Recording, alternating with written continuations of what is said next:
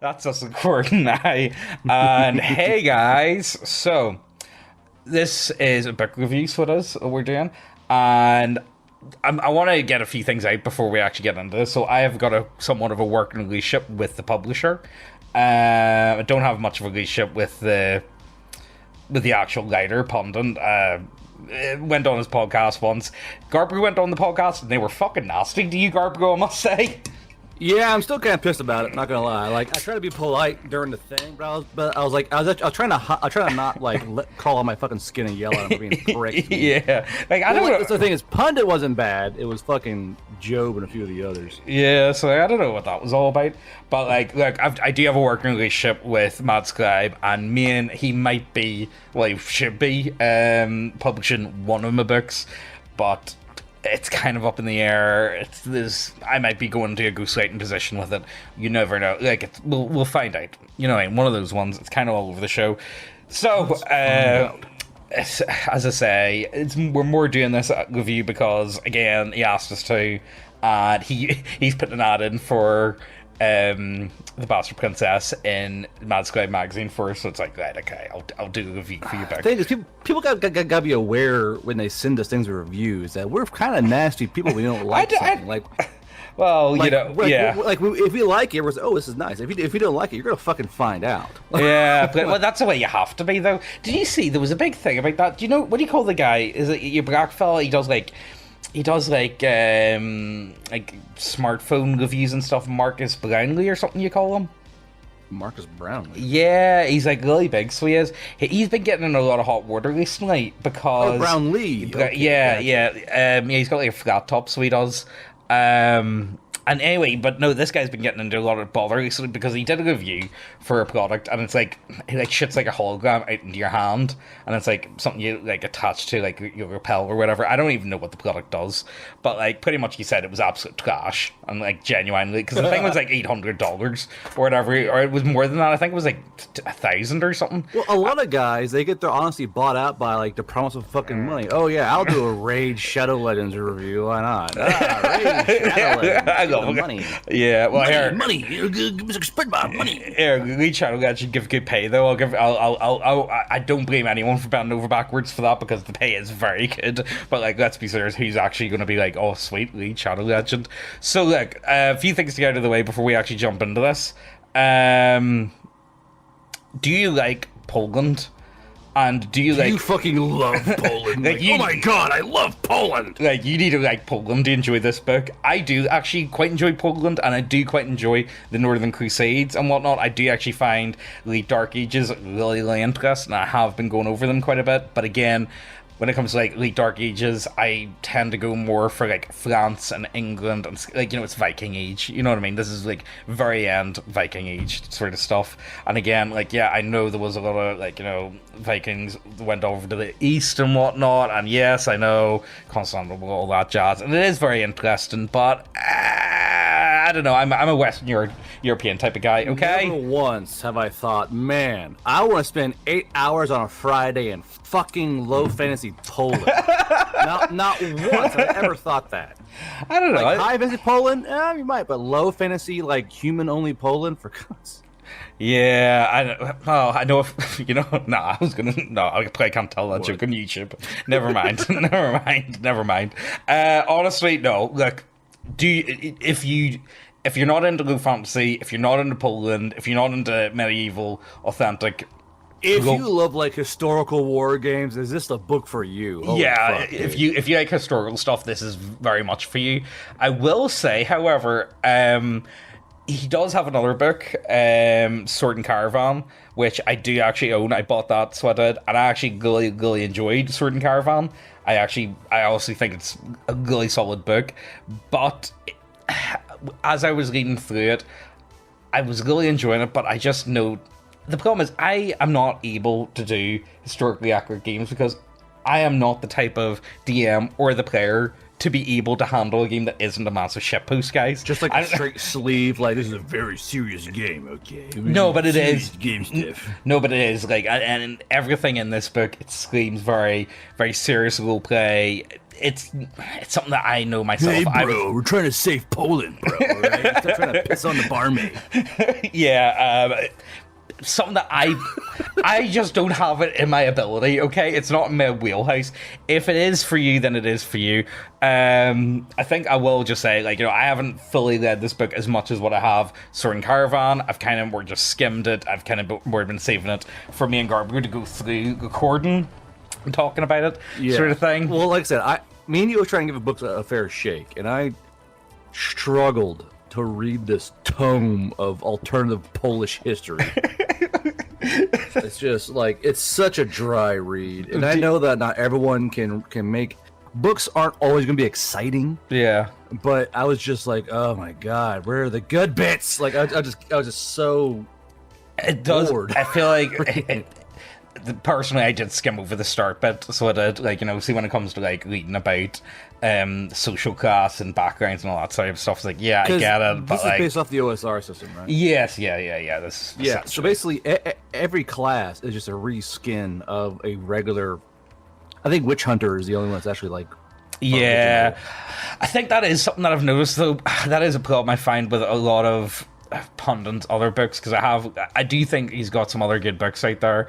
And I do find all of his classes to be, for lack of a better word, kind of fucking boring, if I be honest with you. And I think that might be because the guy is a through and through DM and not a player.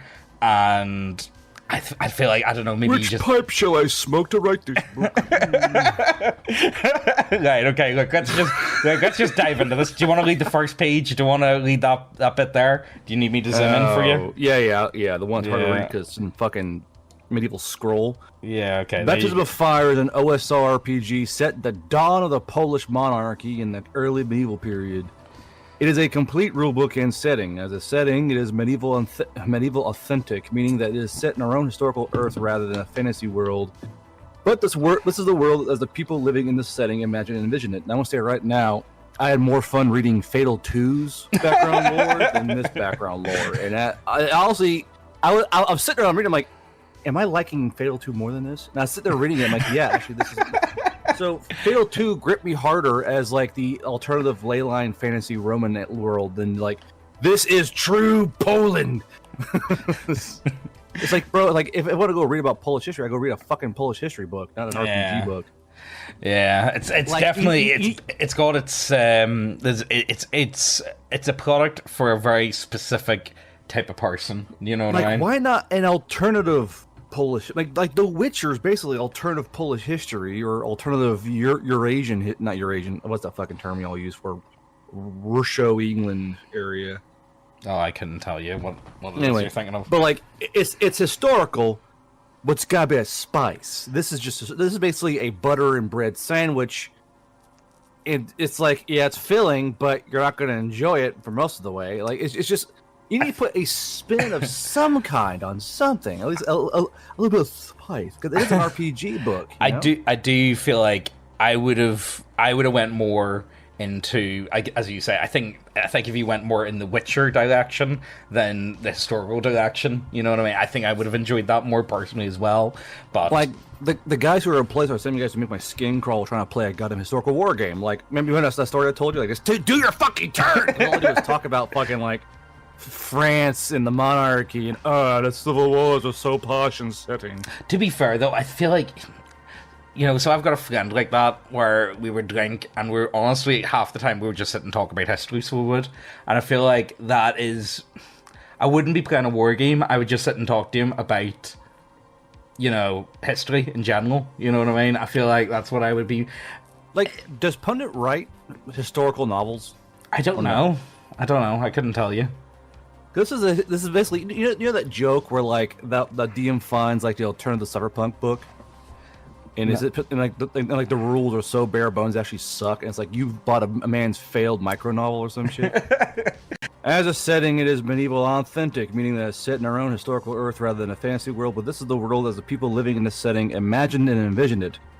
That is to say, religion, magic, and monsters all exist and function as the paradigm of the early medieval world imagined it. The default setting of Baptism of Fire is a society that is transforming from a Dark Age culture to an early medieval culture.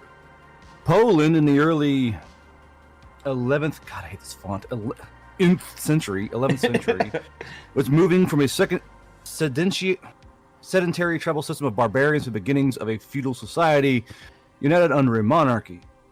As part of the process of successfully making this shift, the pious rulers had introduced the unifying force of Christianity to the land. Yeah, so Northern Crusades. Yeah.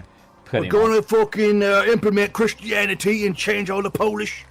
Yeah, we're going to cut down your trees. Fuck. Hey, fuck your magic trees. I know. Bad hack. Fucking Polish hippies. The process of unifying disparate people into a single nation was predictably met with resistance. But the pious dukes were clever enough to make good alliances, including with the more powerful Christian kingdoms. Why do you capitalize pious but not dukes? And I see a lot of that in this book. A lot of weird capitalization choices that make me kind of go, huh? Including with the more powerful Christian kingdoms that had risen up from the ruins of the Roman Empire. Christianity would help cement a common culture for many local tribes, smoothing over countless ancient divisions and rivalries, in legitimizing the crown. But while Christianity had many progressive ideas that appealed to many people, there would nevertheless be a great many who would refuse to give up their age-old gods and heathen traditions without a fight. All of this was taking place in a setting that was wild and magical. After the fall of Rome, the population of Europe had declined dramatically and failed to grow for 5 centuries. Monsters, fairies, demons, and dark magic ran wild outside the safety of human cities. The Christianization of Poland was also the taming of the land, purifying it of the dangers of the dark wild, and bringing the light of civilization and its accompanying stability and prosperity. In the standard Baptism of Fire campaign, the player characters are agents of that civilizing force. Okay, that sounds like it was written by someone who deeply supports the UN. Just putting that out there. Okay, so it wasn't just me. Okay, I was like, this sounds like a fucking Manifest Destiny of Europe. Yeah, no, don't get me wrong. I don't want to get into the whole history of that. I do think Christianity has had an overwhelming positive effect for Europe. However, you know what? No, I'm not even going to get into it. I don't want to. No, it's off topic. Don't start me. Don't it's start definitely me. more positive than fucking Islam. Yeah, well, that's not good what I'm saying. Anyway. Oh yeah, by the way, before we go any further, I think it's one of those ones. It's one of those bullshit ones that you have to bring up. Yeah, there's a good AI art in this book. It's mixed in with like public domain art. But we'll talk about that later on. For the most part, yeah, you know what? We do want to talk about that. We'll discuss that because yeah. I'm a bit disgruntled with their choices because I don't mind AI art, but it's like I feel like it mixes a lot of stuff. You know what? Like we're already here. We're already talking about it. It mixes a lot of styles, so it does, and I think that's one of the problems. Where I feel like it keeps the same style for like half the book, and then the other half it starts like randomly changing like the art style, you know. And I feel like if you're going to do AI art, you really want to try and keep it as consistent as humanly possible. And there's parts of it that just aren't consistent, you know. Well, here's what really fucking kind of messes me up. It says cover art by Midjourney AI, interior art, a whole bunch of names here, and then layout design and additional AI art. So what the hell is AI art and what is not? Like, you can tell by looking at it. Well, the thing is, so actually, I was talking to Chris about this, and Chris, the publisher, so he spent $600 on paying to get the cover art done, and the guy took ages. It must have took about like 3 months to get the cover art in, and honestly, it didn't look that good. Honestly, this looks so much. I'm being straight up with you. This AI art, cover art looks a million. Like it just looks better. And it's just, here, you know what? I don't even know the name of the artist that did it, so like, don't come after me. But the artist that they hired to do the cover art just didn't look good. If I be honest with you, the amount that he paid for it wasn't worth it. I think this does look an awful lot better than what they did have. But look, let's dive into this. Do you want to go for the? Will we go through all the names, credits, pundit, the writer, pundit, editor, Chris, setting design, Poland, Earth. Setting design, RPG pundit, writer, RPG pundit, editor, Chris Miller, Cover art by AI, interior art, all these guys. Let's see here. 1, 2, Oh, they got 3, 4, Glenn. 5, 6, 7, 8, 9, 10. There are 11 interior artists. And Glenn did the artwork, or not the artwork, sorry, he did the formatting for the Bastard Princess guys. So if you're looking for something... Seal! Yeah, honestly, he's really good. So he is genuinely, see if you're interested in doing something, get a hold of him, because he is actually... I'm definitely going to be going back to him a lot more. He's genuinely is really good at what he does. So anyway, we'll go through the contents, or do you want to just, like, go into the book and see what happens? Well, we'll breeze over the contents here, because this is OSR, correct? Yes. So... The first 5 pages are Poland in the 11th century. It defines social status, religion, yada yada. Magic is way.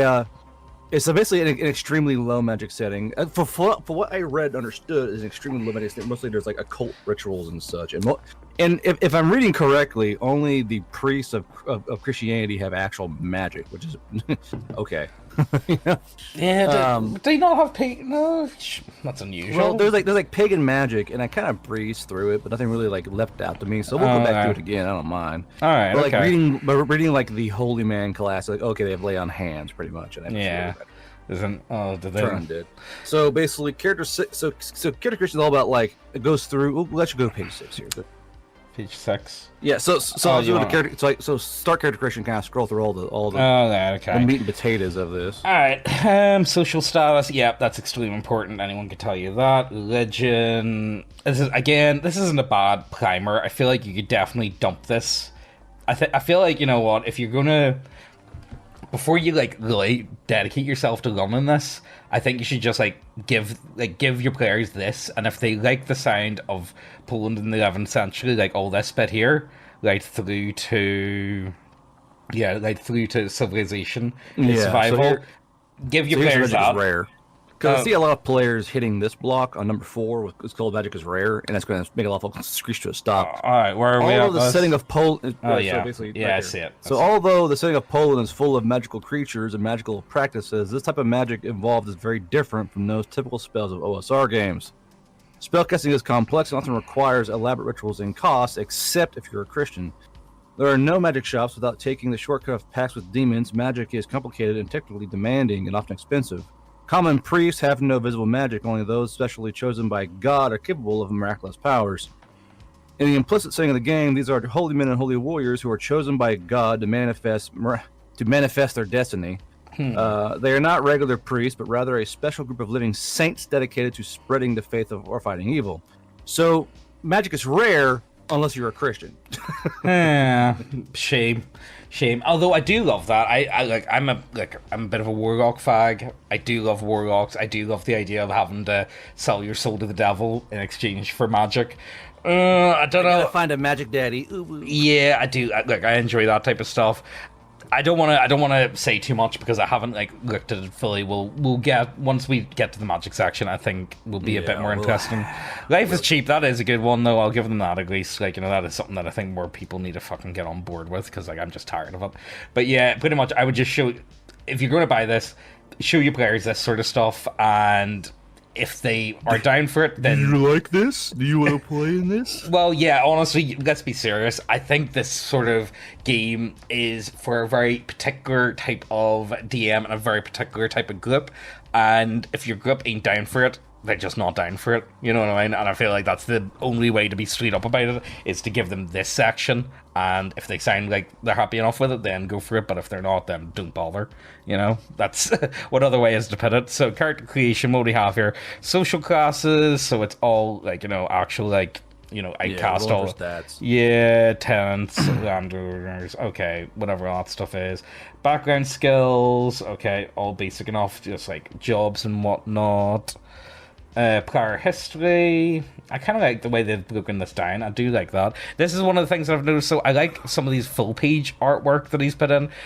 Look, we'll see about it later on. You'll see. But it mixes style. The white bar is kind of odd. Yeah. I think the PDF's making those blue white bars show up, or black bars. I think it could. I don't know why it's doing that. Because if you look here in the PDF on the picture, one side's kind of cut off and one side ain't. I think The images may have shifted during export. It does happen sometimes. Yeah, it does. Although I'm not sure. It could also be. I know American A4 is different from the rest of the world's A4 size books. Oh, so, nice. Yeah, Of course. You guys, it's one of those ones. So we'll find out.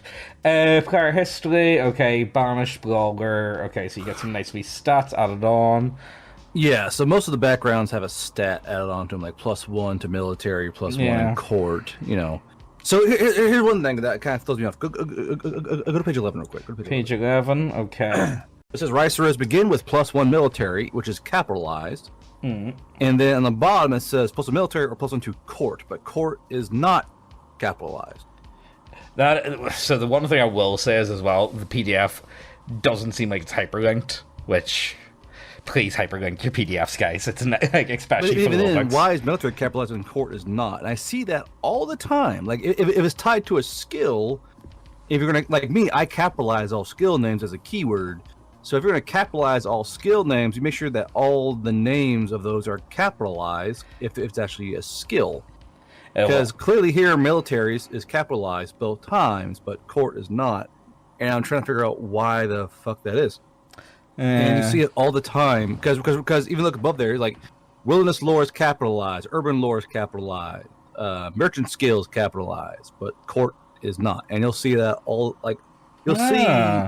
So it's all little things, yeah. Okay, well that's fine. It might just be a mistake, and who knows.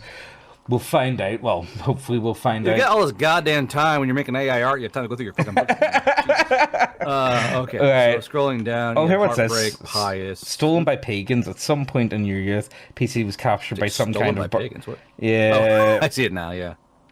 Most likely to be used as a slave, liberator for lower class, or a hostage if upper class. The PCs will have spent enough time in order to gain knowledge of the Legion. Okay, so yeah, you just that feeling no giant titted pagan Polish woman witch is going to steal you as a kid. No, no.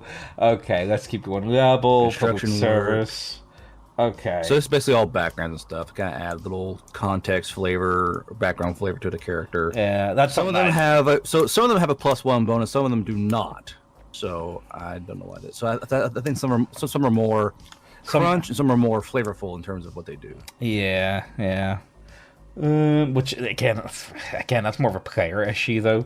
You know, I mean, because some players will just always take the fucking min-max option regardless, you know what I mean, which is always a bit of a pain. Those are a baller OG who don't, but that's a rare breed. Yeah, it is a rare breed, sadly. It just is. And he has quite a few. Oh, what's this? Deformed? The character is born with minor but noble deformities. It could be a cleft lip or club foot, a curved spine, or some other sort of visible disfigurement. This deformity will cause a -1 penalty to strength, dexterity, or charisma. If the DM born deformed. How? I like feet. If the DM wishes to be merciful, they could allow a +1 bonus to meet up for either Constitution, Intelligence, or Wisdom. Okay, that's kind of interesting. Heretical parent. What's this one do? Famous relative. The PC's father, mother, or both were heretical involved. Wait, come on, you get burnt alive for that. What are you on, right? Straight to the fire. Yeah, straight up. Lucky charm, occultist, prophecy. So he's kind of doing what Fatal 2 did, where they have a ton of like little background things you can choose from, that. Kind of better. I feel it's fun. I feel like that sort of stuff, it does help with people, especially if you are going to be doing like medieval or authentic. If you're going to do a medieval authentic, I feel like you need to help the players do that as much as you can. I feel like having like a good variety of backgrounds will definitely help that, you know. I feel like, you know, and that's what I like whenever it comes to reading backgrounds. I like reading through them and, you know, you start getting ideas. Like, for instance, deformity, the deformed one, obviously. Look, if you're not thinking of your man, Tyrion Lannister from Game of Thrones automatically from that, I don't know what to tell you. You know, that's instantly what springs to mind for me personally, you know? See, here's one of the things I was reading through. It says, number 20 here, escape from the fairy realm. You scroll down and see a big scrolling vortex. Yeah. If there's a fairy realm, then how is your setting not at least mid-level magic? Like, not high fantasy magic, but like at least mid-level. Because there's a fairy realm. It's just your portals players and shit. Just your players don't have access to it, you know. But like the creatures But in the it's forest. Yeah, it does exist. But again, that's kind of like, what he was kind of going for, where it says at the start, where they're saying like, this is what the people believed. For instance, like, so say you go to Scandinavia, these people believe that, like, Yggdrasil and all that sort of shit, they believe that these things do exist. They believe that, like, Odin might come down to your house someday, type of thing, you know what I mean, and fuck your wife or something. Do you get what I'm trying to say? Like, they do believe that these things exist. It's just mere mortals, maybe they're filled out of them. One thing I did notice, actually, that I'm kind of annoyed about that isn't in here, I was going through the monster manual and there was no chorts, and I love chorts, and I put chorts in the Bastard Princess because a chort is it's kind of like a Polish demon of sorts. It's more, well, it's not like, it is a demon, but, like, they're kind of up to no good. You know what I mean? They're not like the most malicious of demons by any means. But there's no chort, that's all I'm gonna say. And I love chorts, and I was like, oh sweet, let's see, where is it? And I was going through, it's like, it's not here. What? Let's see. Let's keep going, will we? So there are 8 pages of just crests and sigils. So, like, I'm stop. sure it's a lovely read, but I read all that shit. So Polish names. Normally, I would say please don't bother putting a name generator in, but like for this, Okay, it's probably so worth it. go number 29, 30, 31, 32, 33, 34. All right, just Polish noble house names. No, go to like PDF page 30, like on the actual page. So scrolly. Yeah, here we go. So look at 29, Svenka, this is capitalized. 30, Topor, this is not capitalized. 31, this is not capitalized. 32, this is not capitalized. 33, this is not capitalized. 34, this is capitalized. That's like unusual. This shit, like I hunt through my books every day trying to find this shit, and it's like it's everywhere in this fucking book. Yeah. Like, I know I'm kind of a what's the term? A dumb prick sometimes, and I don't catch things. But this shit is prolific through this book, and it makes my fucking skin itch. Like I know I'm not an expert making books. I know that. I know how to edit like a child smashing a keyboard with a fucking brick. But like I always hunt for the little mistakes that I know I'm gonna miss, and I hunt every day through like a page a day going through it. And this book is riddled with this shit all throughout this entire section. This is capital. Like the word "this" is capitalized and not capitalized. Willy fucking nilly. To be fair, I bit the bullet and ended up just buying Grammarly, so I did. I just bought Grammarly, man. Well, see, if I buy Grammarly, I'll never learn. No, trust me, man. See, once you buy Grammarly, it will help you so much. I'm not even joking. Like, it's helped me to no end be able to like just make sure that everything looks fine. You know what I mean? It's like, oh my god, it just helps me so much. I'm not gonna lie, but look, we'll get there. Hold on, you real quick. You got that video yesterday, didn't you, of the little kid with the wand? Yes, yeah. That scream. Oh, mate. Always gets me. No, I need it. I need to show you this. Fuck. Hold on. Let me ring Megan here 1 second. No, hold on. Let me shake to Megan and I'll get her to send me this video right now. I need to put it on right this second. Megan, send me the gnomes. Send me the gnomes. Yeah, the video. I need to show Gargo. Yeah, send me a link. That's sweet. Just send me it. Send me it on Facebook. Mate, you need to see this. This is the funniest shit I've ever seen in my entire life. I love that kid scream. No, it's so good. Honestly, this is one of the funniest things I've ever seen in my life. Yeah, can you hear this? Yeah. I don't know. I think it's the funniest shit ever. Wait for it. Oh, wait. Hold on. Let me go on the guy's channel. This guy, it's fucking top tier. Let me see it. There we go. Look at the edits.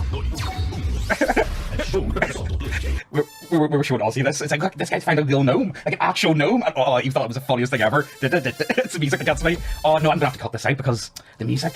Yeah. Oh, I'm leeching. Hold on, let me see if I can find. What the fuck? Because they're like a puppet, aren't they? Yeah, it's a wee puppet. I need to make one, sorry. Because they're 3D printed, the rest of it. So they are.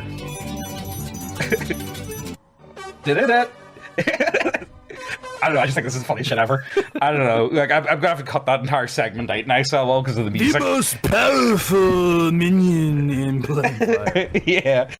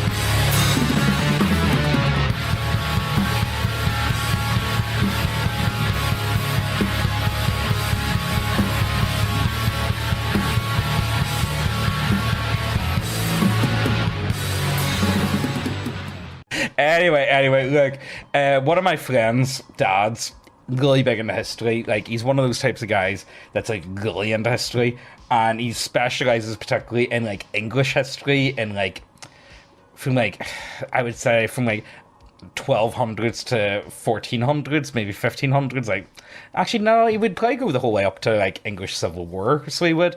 But honestly, it's one of those ones where you could tell you like the names of like lesser houses and shit like that. And to me, that just I just don't have that much of an interest. Maybe if it was World War One, maybe I would have that. Maybe, you know what? Maybe I would understand it. Actually, if I could apply it to World War One, then yes, maybe I would. But honestly, it's just something that I just can't. I just couldn't be arsed with it. It's handy. It's handy to have. Don't get me wrong, and you would expect this to be in a book like this, but like, you know, it's more something like handy for players to know, sort of thing. Yeah. Well, so selecting classes, what do we have? We've got an archer, we got a fighter, we got a holy man. These are requires. These are requiring a stat. So you only take this class if you have enough of one particular stat or not, like intellect and strength. Yeah, for a Witcher. Yeah, well, that's pretty much standard for most, like a lot of OSR systems. You know what I mean? Where you have to have this. But I've never been a fan of that. Like, don't get me wrong, I like rolling for stats and whatnot. But see, the idea of like completely rolling a character like flat out, like. Me, I want to know what class I'm playing as. You know what I mean? I'm not going to just randomly roll up and be like, okay, what classes do I have available to me? It's like, well, I could play like an archer, or I could play this one or that one. It's like, no, I'm picking what class I want to play first before I do anything else. It appears I qualify for, let's see here, cum bucket.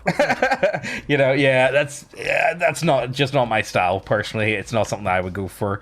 Let's just keep going. Optionally, GM a PC to play a pagan magician requiring 9 intelligence. Well, it's apparently optionally. Yeah, which is it's just one of those things where I think it's a style choice where, well, you can be a pagan if you want to be a pagan. It'd be like saying, well, you can be an elf, but you gotta do all these hoops and things you gotta jump through.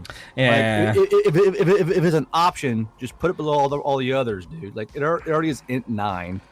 And it requires a appendices to play, so just put it on the fucking skill chart. Yeah, I would just throw it in.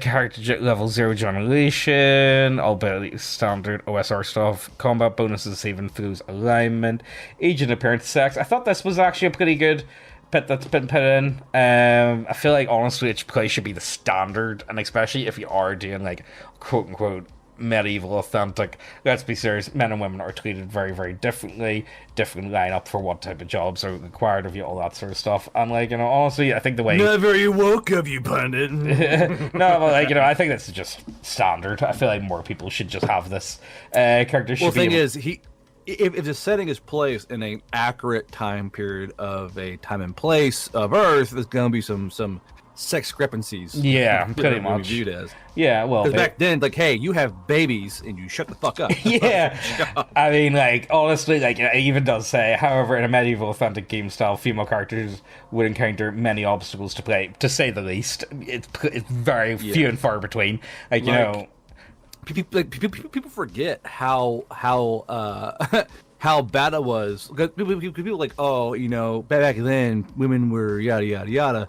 In a Christian, I don't say Coptic, but like in a Christian setting, women were kind of like Islamic women in a way. They wore these fucking headdresses and shit. Like people they forget that shit. They really do. Like there was it depends on whereabouts though. Like, you know, it depends whereabouts in Europe. I think where it depends on where you're going. The Holy Roman Empire, or you're fucking right in there, dude. Yeah, that's Germans for you. I suppose that's the standard. What do you expect? You know what I mean? It's like Germans up to no good as per usual. Who would have guessed? James points finger. Germans every single time. Those fucking Huns over there causing trouble. Yeah. Every time without fail. Now here we go. Look, this is another example. So is that AI art? I think that's AI art. Or is that? No, actually, I think it's public domain. I know that Sword has some fucking wonk to it. Like, I think there's a pill for that, actually. Yeah. Group got going on there. But it's a good example of, I feel like, if you, like, okay, let me find the artwork that I love. There's this one bit of art that I love. It's very famous, what it is. It's like that there was one of the examples of it. But, let me just find it here. This one here, this, like, gypsy woman, so it is. I love that painting. I think it's one of my favorite paintings ever. And James points finger, gypsy. yeah. Show me the gypsy magic. I don't even know if she is a gypsy. I can't remember. It's something like that. It's something like sorceress or whatever. Or actually, no, it might be. It's Greek. I can't remember. I'm just going to call her a gypsy, and someone's going to shout at me in the comments being, actually, James, it's this. It's like, okay, I knew it was some... Actually, James, it's a runny. Well, look, all I'm going to say is that I love this art, this particular piece of art, and what I would have done personally when it comes to the art, I would have just copied this exact art style and tried to really perfect it with the AI and just have them all look like this type of like oil painting sort of aesthetic. Does that make any sense? And maybe get the same like filter, because there's a wee bit of a filter going on there. But that's what I would have went instead of like, you know, like right there, like beside it, you've got a very different art style to that one, and I just love that. So I would have just made the whole entire book look something very, very similar to that, you know. Instead, you know what I mean? Just like that, like, you know, it's completely different to that. And yeah, you guys get what I'm coming from. That's all I want to say about the AI art. I'm not wasting fucking God knows how long we like just talking about AI art, because I'm sick of hearing people talk. Anyway, look, back on track. Also, so the biggest thing is consistency. Like, yeah, the lack of consistency in this book is driving up a fucking wall. And I got you a screenshot of what I'm talking about. This is a just aim for consistency. If you want one thing done a certain way, you fucking make sure it's done that way every fucking time. Yeah, because I may be mentally retarded, but like I still can notice like consistency problems. And it means like my fucking skin itch. I'm getting a tattoo or some shit. Yeah, there's definitely some consistency issues. There's like, for instance, like right here where it says family, like, you know, you can move that up a wee touch so you could, or like. Well, that is honestly, yeah. So set that big space there, family, and then there's a small indent. Now look to the next page and scroll up. See, starting equipment, huge indent. Yeah, there's a big gap there, so there is. And the thing is, Grim Jim taught me how to look out for that shit and how to fix it. So fucking big pumps out the fucking Grim Jim for helping me out with that shit. Yeah, it does have, there is some...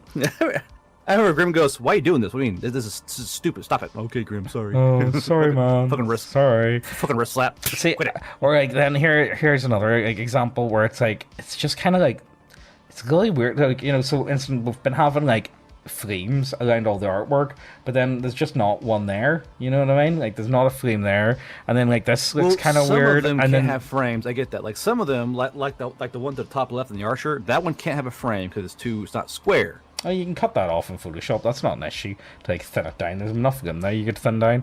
Or like there where it's kind of like, you know, it's like faded in and whatnot. That's like a classic RPG art. Right I know it is, but like they're throwing in like different styles. And yeah, it's all over the place. There is a lot of inconsistency. That's the biggest thing that I've had with it so far. Fighter requirements, initial bonuses, benefits table. So I do pretty much very similar to this. So I do, where it's like randomly rolled for. I do a D6 though instead of, well, with Death March it's a D6, but with Dice and Demons I do a D12. But like, you know, that's for the full book. But I don't really want to get into that too much. There is a lot of stuff that me and Pundon do very similar, and I know finally he's going to be, because you know the thing is, he did that with like the Shadow Dark, where he was screaming about Shadow Dark copying him, even though it's like people have been doing it for like far longer. Where it's You're like always using OSR. What the yeah, fuck? I mean, like, shit. yeah, I mean, like, if it's OSR, it's OSR. You know what I mean? Like, people do things slightly differently, but there's a lot of like, some people do things similar to others and other people don't, you know what I mean? Like Shadow Dark copied me. Yeah, and it's like OSR. Yeah, I don't get that, if I'll be honest with you. But yeah, I do that, and I do like this sort of thing. I really like rolling on but I give people the choice where it's either you can roll twice or you can pick one, so you can always, I want to get players more in tune with the idea of just randomly rolling for stuff though and seeing what happens. I think it's a good way of, like, think of it like this, it's kind of like, to keep with the history, it's kind of like what the Chinese did to the Mongols. What they do is, they kind of cook them a bit, they try and make them more Chinese to make them easier to deal with, you know, and yeah, they cook them, well the Chinese actually did have a word for, it's very similar to their word for cooking, but that's what they called it essentially. So it's like, you know, you do small stuff for players, it's like, here, come on, you can give this a go, and then before you know it, you get them rolling for the hit points and shit like that, you know, and say, haha, I feel, I got you now, you know. Yeah, exactly. I don't know if do you want to go over the fighter? See, again, there's stuff here that I just think is kind of boring. Not gonna lie. Like a lot of this sort of stuff, I feel like I would like more interactions with gameplay rather than just simple +1s. I feel like +1s are boring as shit. Like, there's nothing more boring in a magic item than a +1 sword that does nothing else. +1s are a cop-out. I don't like it's good, but it's not really mechanically interesting. It's simply just LOL +1. There you go. Because because you got it's a boon. You are +1. But that's it. There's no when you use this weapon, yada yada yada yada yada. It's just +1. There you go. Fuck off. You got your magical item. Yeah. You know? So like one of the things that I do is kind of like it depends on the modifier. So say like one of my abilities is like Blast Neck, and essentially you get to like negate critical hits. So you do, but you only get to do it as many times as. So say you've got a +3 strength. So you do right. That means you can use the Blast Neck ability 3 times per day. You know, and it's capped off at your ability modifier. Does that make sense? It's more just stuff like that. I don't know, just +1s. I just think are shit. I just think honestly, if I'm +1, but if I'm a player, I just look at that. I'm like, that just doesn't look fun to me. Like, I really want. It's not engaging. No, it's not. I want like, you know, the fight, like the benefits table. I feel like I want to have something that changes my gameplay. Do you know what I mean? And that's what I really want. Whereas a +1 is just like, okay, I'm marginally better at this now. You know what I mean? It just doesn't really feel that good. It just doesn't. I don't know. It improves the dice rolls, yeah, but like, I want more, you know? And that's just something that I think is kind of shit. Because if we look at these tables, like, it's all like +1, the vast majority +2, +1, +1, +2. We look at a lot of them, it's literally all +1s, damn near. Yeah. Now some of them are small. Like there are a few in far between have a little mechanical thing, but it's nearly always either +1 or +2 to something. Yeah, and I feel like this is one of the problems. I feel like with I did really enjoy Sword and Caravan. I thought it was a really interesting book, so it was. But again, it was one of those ones where I just felt a lot of the character classes were just kind of fucking dull, to say the least. I think that's the biggest problem I think Pundit has with all his books is I don't think they're as fun for the players as they are for the DM, you know? And it's just, I don't know. I find a hard time thinking, okay, I'm going to get hyped for this. You know what I mean? I can't wait to level up, and then I'm going to get this ability. Oh, I can't wait to use that. That's going to be so cool. Whereas it's like, +1. Okay, that's nice. That's nice, dear. That's all I can put on it. That's nice, dear. That would be my biggest problem, honestly, with this book so far, is just the character classes. They're kind of meh, you know? And that's, what would you put on them, Garfield? Like they're there. Yeah, they're there, but honestly, you could, it's to the point where you could make these, they're so bland, it could be a classless game, you know? Like, if it's just going to be +1s to everything, I just don't care that much. And I know if you're going like historically accurate and all that sort of stuff, but like you can still give a fighter like a pose sort of ability, you know what I mean? Like, you know, give them the ability to like get a free attack if they manage to defend, you know what I mean, or whatever. Like, you know, if they absorb all the damage with their shield or whatever, like, you know, they can get a free attack on the enemy, all that sort of stuff. Like, give me that. I want more mechanical stuff for players, and I like players having to think more, whereas all I see with this is, with a fighter especially, I'm going to swing my sword at this thing, and that's it. What else is there? I don't see anything else. I just see, oh, sweet, I get an extra attack. Oh, I get a saving throw. Oh, +1 to parry with shield when fighting defensively. Okay, that's nice. +1, like that's my biggest concern with this so far. That's my biggest thing. Overall, I kind of like the book so far, but that is my biggest gripe, I will say.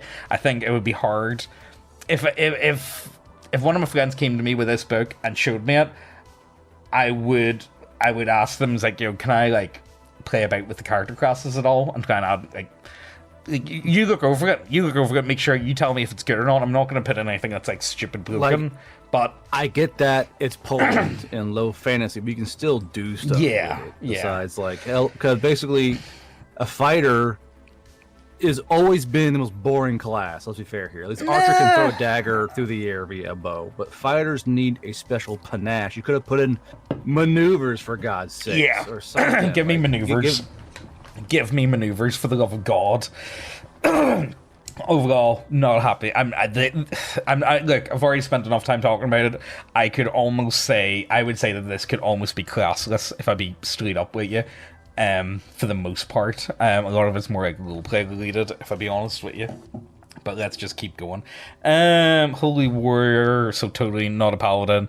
Totally not a bard. Holy Man, which is basically the healer. The Holy Man. Mind you, they have the miraculous powers, so you have to choose what miraculous power you have, because it's 1d8. It's not, you don't get all of those, you get 1d8. Yeah. Yeah, so basically, is there anything here? These are all just like basic spells, aren't they? These aren't like new. Well, they're all reskinned. Like basically, it's blessing, dispel sorceries, divine inspiration, holy light, laying hands, sanctuary, turn undead, vision. I mean, yeah, there's not much new here, if I be honest with you, when it comes to the. Now, what's odd is how the Holy Warrior is holding a Goendendang, which is a Finnish weapon. I'm not sure. Like, well, that makes sense. Like, Finland and Poland, they're not that far from each other. The Goendendang was made in like fucking the 14th century. Oh, right. Historically accurate. Like, I know it's a fucking nip. I was like, hey, that's a fucking Goendendang. That shouldn't even be there. Yeah. Hold up. All right, like, let's keep going. Overall, I do feel like the weakest part. I like the backgrounds. Classes, on the other hand, I don't really like. I do like the way they've broken down the classes or the backgrounds. These things are a literal communion wafer. Yeah, yeah, communion wafer would be what I would describe it. Accurate setting. Well, that's just not much. I look at this and be like, oh. You know, we just sieving through DC by 1. You know, give me a bit more. Give me something that makes it more interesting. I like this page, though. I really like this page. I like the way they've done this, but I would prefer if like they kind of like change the font a wee bit here. You know, I feel like I like the style. I would like to see more of something like this. Also, there's another example of the artwork being like completely different from the rest of the book with the witch hunter. Oh, look, James, a witcher. All right, will we look at the witcher class? Do you want to see if there's anything like different here? So actually, no. Well, let's find out. Yeah. Okay. Yeah, because it's like, you know, everyone knows what the other ones are going to be, but I suppose this is very like set and specific, and I'm going to assume the vast majority of people that are going to be playing this are going to choose. You know, let's be serious. My go-to would be Secret Police. We're playing as witch hunters, guys, okay? We're the old witch hunter party, and that's what we're playing as, okay? So you need intelligence and strength. There are students of the occult arts in Christian world as well. Magic in this period is seen as a type of knowledge that can be used for good or evil. Okay. For the most part, summoning a demon to take a pact with it. Okay, so they like warlocks then, summoning a demon, binding it to serving a godly cause, which would be good. Most Christian magicians in the 11th century are monks or priests, the only learned men of the age. Some village wise folk also convert from paganism and use their folk magic to serve their community. These magicians rarely go out on adventures, leading sedentary lives of study and community service. Witch hunters are a special breed of men, or sometimes women, who have usually had some kind of run-in with dark magic in their past, or dedicated men of the church wishing to fight evil but gifted with more intelligence than holiness. They train in magic but also know how to fight. Wait, so is this... It sounds like a paladin here, not gonna lie. Is this just like you know? Because when I read it, because I was kind of wait for it to catch on to it, and sure enough, I was sitting there thinking. So I've read this. Like you can see either a paladin or an inquisitor. Yeah. and you chose like because it sounds like either a paladin or an inquisitor. Mind you, it's called the witch hunter. Yeah. Pretty much. But like it's basically a Polish paladin. It's basically a PP, if you will, a Polish paladin. Yeah, quite literally. Oh, mate, why do you not have... Well, I suppose winged hussars don't exist in this time period, do they? No, they don't. Now, if you notice, it's like most of these classes have 1, 2, 3, 4, 5 little red squares. These are little special things, initial bonuses. But like the witch hunter has, let's see here, 1, 2, 3, 4, 5, 6, 7, 8, 9. Those little squares. By far the highest, I think, of all the classes. All right, witch hunter benefits. I'll double check here. So Archer has 5. Fighter has 5. Holy Man has 1, 2, 3, 4, 5, 6, 7. 7. Holy Warrior has 5. There we go. Skrumsky, the Bard has 1, 2, 3, 4, 5, 6, 7. Thief has 1, 2, 3, 4, 5, 6. And then the Witch Hunter has 1, 2, 3, 4, 5, 6, 7, 8. Oh, here, they do have a pagan class to the do. It's pretty much a barbarian. So it is. Well, yeah. Well, no. So, I am pretty fucking sure that these guys are simply Nords who went south. You see this all throughout. Yeah. With Eastern European history, it's like the Nords, because basically they went down all the fucking rivers. Yeah. And more or less, I mean, think of like the fucking Haranguing Guard. They're basically the fucking Vikings. Yeah, they are for the most part. You know what I mean? Well, in this time period, yeah, and then later on, we're going to see a lot of. You know what? I'm not gonna get into this. Today. Not gonna get into it. Don't stop me. Don't start me, because you know we're talking about a book. We're doing the book. You know, James, leading to World War One. Yeah, I like the look of the Witch Hunter. I think you're right. I'm gonna go more Inquisitor though. Hunters, well, it's a Witcher. Let's be serious. Apothecary, herbalism, history of law, medicine, Hold on, snake. Woodsman. I forgot about this one. I someone with Woodsman because they have the Archer class. Yeah, okay. And then like the Woodsman is basically, where is it? They have something going on. Outside of the barbarian cultures, this is very uncommon. Yeah. But basically, he took the Ranger class and broke it apart into the Woodsman and the Archer. And I don't see why anyone would take Woodsman. I like look at the class. Your skills are your magical skills such as astrology, banishing, cures, glamour, and runes. And the runes are way down below. And then like it's just I don't know why anyone would take a Woodsman compared to literally anything else. Yeah, I feel like you'd be... You know what, there's probably going to be some bullshit historical reason for that. That's probably why that is. You know what I mean?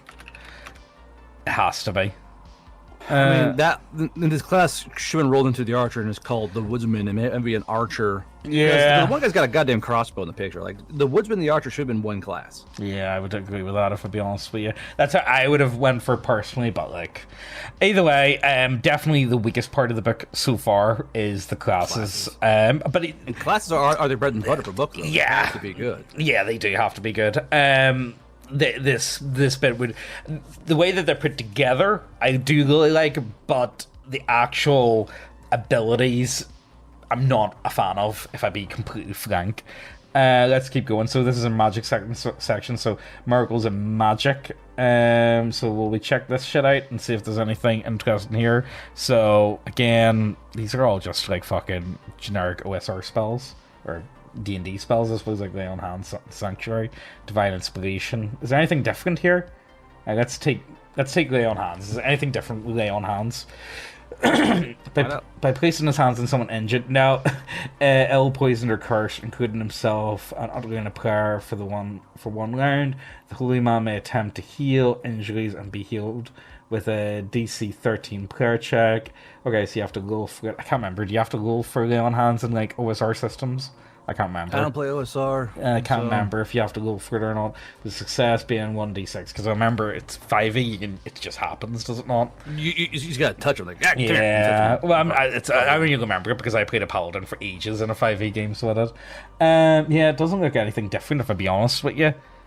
I mean, they're laid out differently, and like, you know, the way that they've been chosen very specifically to fit, like, you know, a historical game, but like, I'm not honestly. What more can you really say? Is there anything else interesting here? Holy Warrior miracles. What do they have? Defender of the Faith. Are these different? Let me see. Vision. Compared to. So I believe Holy Weapon. A lot of the holy spells. I'm pretty certain. Yeah. A lot of them are just simple OSR spells that are renamed, and the wording was changed a bit to fit the setting. But that's all I can really. Yeah. Yeah, they all seem pretty... Now, I would have liked more spells, personally. If you're going to do it, I would have liked more spells, for me, personally. Well, more spells, and then make them unique to the setting, you know. Yeah. Because I mean, you could have given like, you want to go full retard, give them Polish names and make them say them correctly. Yeah. You know? I mean, you've already given them enough fucking. Is there a harder language to say than Polish, especially when it comes to naming? My Polish artist and me, we always discuss Polish language, and like I'm trying to learn some Polish. So I can kind of like badger her a little bit for fun. And it's hard. It is it's a hard language. Again, here, like, there's another example of like weird formatting where it's just like there's a big gap there, so there is. You know what I mean? And like, you know, it's just either way, minor nitpicks for the most part, but you just kind of notice them from time to time. Okay, so magic's kind of meh. Okay, oh here, what's this? Divine missions. Why is this a D100? It should make it a D10. So divine D100. Wow. Yeah, but it's a D10. So the player must slay 2d10 enemies. Okay, so I kind of like this. This actually looks kind of cool. Of the church. Yeah, I kind of like this. Okay, so what's divine? Does it say? Or does it just go right into it? Divine missions. Divine intervention. Okay, so this is like oh, you need to give more than that. Give me a D100. People like plot hooks or like essentially like... Well, like... it sounds like, oh, it's a D100, but it's only 1, 2, 3, It's only 4, 10. 5, 6, 7, 8, 9, 10. You just roll a D10. Yeah, just make it a D10. What's the point of having a D100? The PC. See, this shit drives me fucking insane. Like, yeah, I wouldn't bother you with are that. causing, you're causing basically you're doing action inflation. We're like, oh, you got to roll D100, but there's only 10 fucking options. Yeah, just do like, a D10. You don't need to get the other dice out. Like a D20 for 10 is fine because like, well, you might not have a D10, but everyone has a D20. I get that. Who the fuck's got a D100 just laying around? Oh, by the way, one of these. All right, hold on. What does this say? So the holy man or holy word cannot use divine intervention again unless he undertakes this mission. However, he may make recourse to divine intervention during the mission if it is for a purpose directly related. Okay, I kind of like that, actually. This is actually kind of a good idea. I like this, where the idea of, like, you know, you have to do something if you want divine intervention. You know, you have to, like, repay that in some way. That's actually pretty cool. That's actually, I really like that. That's probably the most forgiving part of the magic system. That kind of makes up for a lot, and I feel like you could definitely, like, drag and drop this into, like, most other systems. So, like, you know, pretty cool. I like it. Losing magical powers. Okay, can you lose it? Only holy men or holy warriors who violate their oaths of obedience to the church or commit some mortal sin against the faith will immediately lose all their... Okay, so yeah, standard stuff, you know. Magic, summoning. Do you want to go for this sort of stuff, or do you want to keep going? Because this looks fucking chunky, boy. If it's... I mean, are there any like fucking mechanics hidden in there somewhere? Like, because Pundit, if I can tell, hides mechanics within... Yeah, look, Bad Scribe. Where? Oh yeah, that's yeah, that is him. But he does a hide mechanics within paragraphs. Like right there. So on page 61, there's a paragraph hidden. There's a mechanic hidden inside the paragraph. So which one are we looking at? Page 2, midway through of the picture, right there. Hold on, stop. Your cursor was right next to it. Yeah, leader. Go. Yeah. Okay. Stop. Take cursor to the right, slowly. Cursor right, slow. That. Where'd you go? These tools. Go right.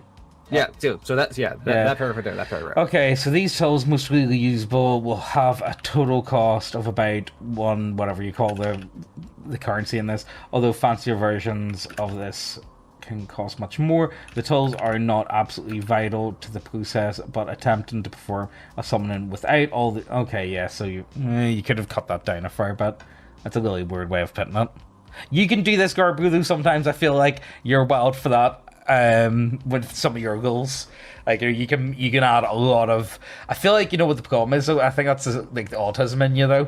Like, leaping out, where it's like you need to, like, explain it to the 9th degree, you know? And I feel like a lot of the time you don't need to explain stuff like that heavy. I think, like, you know, sometimes you can just be like, this is what you need. You know what I mean? I feel like you can a lot of times you can cut a lot of goals down into just tables and call it a day. I mean, like, I feel like that a lot of the time, though, I feel like this entire book, though, is more as an aid for the DM a lot of the time to get more in line with the quote-unquote medieval authentic setting. So I feel like explaining it like this polite isn't a bad way of doing so, but I'd prefer to have like flavor text and like actual mechanics separate personally for me, you know what I mean? But who knows? Who knows? Let's keep going. What else do we have here? So, performing. Here we go. This is what I'm on about. Performing inside the temple. Yeah, here, look at failing to use proper tools. Yeah, see, it's right here. So they've went like a bit more in detail, and then they've added. Okay, you know what? That's fine. No, forget everything I said there, because I mean, at least I've cut it down and actually put it into bullet points. So not bad. Making blood sacrifice to summon a demon is a highly chaotic act. Doing so will automatically lead to an alignment change of any character not chaotic, and will give a penalty against saving throws. Okay. I like this sort of stuff, though. I'm actually, like, honestly, see all this sort of stuff, I actually am working on stuff very similar for Dice and Demons, because I feel like with the name Dice and Demons, I have to put in big chunks about actually demons. You know what I mean? I feel like I can't just, I can't just, like, yeah, it's called Dice and Demons, but, like, we don't really have that much shit about demons. I actually, no, this is actually all the... this isn't good. This is actually very, very similar to a lot of the stuff that I'm actually working on, if I be honest with you. No, actually, this is actually really good. I actually really like this stuff. I don't know how much I can talk about it, though, but this stuff is actually, to me, I find it really interesting, but for a lot of people, you're just not. I wouldn't bother going that far into, like, a lot of this sort of stuff, but, like, it works. The thing is, like, mechanically, there's a whole bunch of shit you're not going to need unless you're going to be, like... This should be broken down into a series of tools you can use and have a big lore section on. Yeah. All that. Like for right now, you have to try and read through the paragraphs of lore to find a mechanics. Oh wait, here we go. So wait, hold up here. So like, how many pages do we have here? So it goes from about here, so it does, and then finally we get an actual like breakdown of the like pretty quickly. So we do. There we go. Actually, no. Okay, that's not too bad.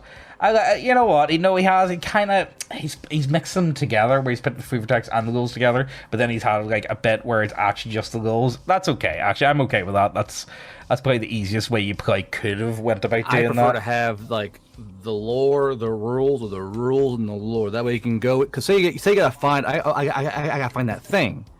Now you gotta try and crawl through all this shit to find a thing. So go, okay, this thing's a rule. Go to the rule page. But you trail down there it is. Yeah. Let's keep going. But the thing is, I'm thinking like, okay, so I assume these are all like pagan powers because it's minor powers. Yeah, these are pagan powers. And it's a special. Oh, hold on. In addition to the abilities already mentioned, all demons have one or more special. Okay, so these are all demonic powers. Well, the thing is, as well, I feel like they're not really pagan powers. The more powers that the church claimed the pagans had. Does that make sense? Like, no, because it says right here in his flavor text. In addition to the abilities mentioned, all demons have one or more special powers, which they can use or confer on a magic user through a talisman, or directly through. And basically, so these are all the demonic powers, which all sound baller as shit. So why would you not sell your soul to a demon in this game? Like, yeah, honestly, they do sound pretty fun. Like, I can control snakes. What? Yeah, like honestly, they have made the demons a lot more, far more But to be fair, I kind of did that actually with Death March. Come to think of it, so there's no magic in Death March. The only way you can get magic really is from like selling your soul essentially. But like I've made it so like the powers that you get from selling your soul are very, very powerful at the start, so it's almost like it's so tempting. It's more of a temptation for players. It's like giving them enough loot so they can strangle themselves almost. Like, you give them something really, really powerful at the start, but then the more that they have to sacrifice to get these powers, and the more, like, effects that they suffer from them, it kind of adds up, so, like, you get a really diminishing return on your investment. Does that make any sense? Mm-hmm. But no, honestly, at the same time, why would any player not sell their soul for some awesome fucking powers? Like, well, the church has we can heal stuff, and you can turn undead. He was like, we can control snakes and shit. Why would no player go? I'm gonna sell my soul to the fucking devil. Fuck this. What's this? I like. Social discord. I like to look at this. The power to create distrust and can't say it, between two former allies. This effect acts as a curse which both participants may attempt to save against. Either or both may. Okay. I have so much fun with that shit. Honestly, the demon powers look like a lot of fun. I'm already seeing shit. I'm like, mate, I could totally fuck with that. I could. Oh, mate, Lord's friendship, mate. Okay, you know what? I actually really like this section. This play again another highlight for me, I would say. What do you think, Garbu? Do you like this, or is it yay or is it nay? I like it. I don't know why. I don't know why the best spells are all in the demon part of the book, but okay. Like literally, all the best spells here are in the demon part of the book. Like, fucking, there's one called Credible, one called Escape, False Gold. Okay, again, pundit, I swear to God, put down your goddamn pipes and be consistent. Capitalize the words that you want capitalized. Why is gold and false gold not capitalized? Everything else is also fucking capitalized. God damn it! All right, let's keep going. Anyway, so strong sidekick, tainted water, fucking profit. Like, I'd sell my soul for some fucking profit. Jesus Christ, in this fucking economy. Yeah, I like. Oh, here, this bit's pretty cool. Earthquake. So you sell your soul to a demon, cause earthquake, kill the entire other village. Bang, mission done. Like, all the best fucking spells are all in the demon part of the book. Regicide, let's fucking go. Yeah, repel humans. This book will repel humans. You know what? I kind of wish they'd done. I kind of wish we'd seen this more with the Holy Warrior or with the Holy Man spells. I kind of, because again, why can't the Holy Man cast a spell like Holy Earthquake or like Holy Impotence? I don't know. Yeah. like. That's it. You sinned. Sperm god. No, my sperm. No. This here is pretty cool. Or you like this? So we were talking about this. Like, you're not selling me on you should not be a demon guy. Here are these awesome spells, but you shouldn't do it. Winky face. Like, okay, pundit. Yeah, it makes me wanna. Honestly, at the minute, I really just want to play as like maybe if we could. You know what? Could we have like maybe one or two of these like demon host sort of things, and like the rest of the players just play as like witch hunters, but we're totally like not corrupt demon hunters, guys. Totally up to no good. Oh, mate, it'd be so much fun. Actually, you know what? I'd be up for this. Trouble in the Polish neighborhood. Yeah. This is pretty good. Little fight, my demon got scared.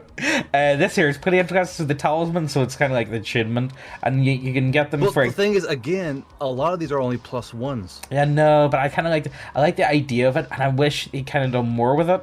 But I do kind of like. I mean. He has a bowl of awesome shit in his hand. Okay, I got all these tasks, but it's only +4, +2, +1, Have it do a thing! Yeah, give me more to it than that. I feel like I would love to have seen more than just +1. This book is so painfully OSR. Like, here's some numbers. Yeah. Enjoy your numbers! I don't want numbers, goddammit! I want things! I want mechanics! I want actual mechanics. I know, mechanics. This is why I always get in a fucking dizzy fit with other OSR guys. Like, numbers good. I don't want fucking numbers. I really love it. Things that do stuff. That is actually a really good example of like actually like really nice AI art, you know, because it kind of works with like summoning demons and stuff, so you kind of want everything to be warpy and melty almost, so like, you know, all the like weird AI inconsistency actually works really well with that style, you know what I mean, if that makes any sense. Like, you kind of want like summons demon, I want Grubhub. Yeah. Hey, you know what I saw the other, I'm gonna have to cut this, but it was someone, I saw one the other day and it said Uber. I know exactly what you mean. I thought it was That's funny. all you gotta say. Uber Jeets. I thought that was the funniest shit ever. I'm gonna have to cut that though. There's no way I'm gonna be able to keep that in the video. Banished gesture. Okay, you know what? Why are you giving all the good shit out to like the fucking heretical stuff that you? Okay, fine. Like, this is not like if all this awesome shit is with like the bad guys, why would you ever play a fucking good guy? Yeah, give me more. The Bread of Gideon. What are these? Are these actually like miracle or no battle magic? Battle magics, yeah. Okay. So let's see. Do you want to go through these, or do you want to skip on in? Because we've still got a long way to go, man. I mean, I would like to assume that. I mean, I assume priests can use these, right? Right? They can use battle magic, right? They should be. Yeah. Where we saw that with there was like selection of like skills of magic, for lack of a better word, that you get to pick. I think so, yeah. Yeah, but I think they only had access to like one skill, and that's it. I don't know if you can like go into other skills. Oh yeah, this cures healing glass. The cheese ritual to prove a thief. Here, hold up. What's this? I want to. The cheese ritual. Page 95. It's on. This simple ritual requires a block of cheese, typically costing about 1 DN. The magician can use a dagger, purify with blessed water sacred to either pagans or Christians, to carve the magic word on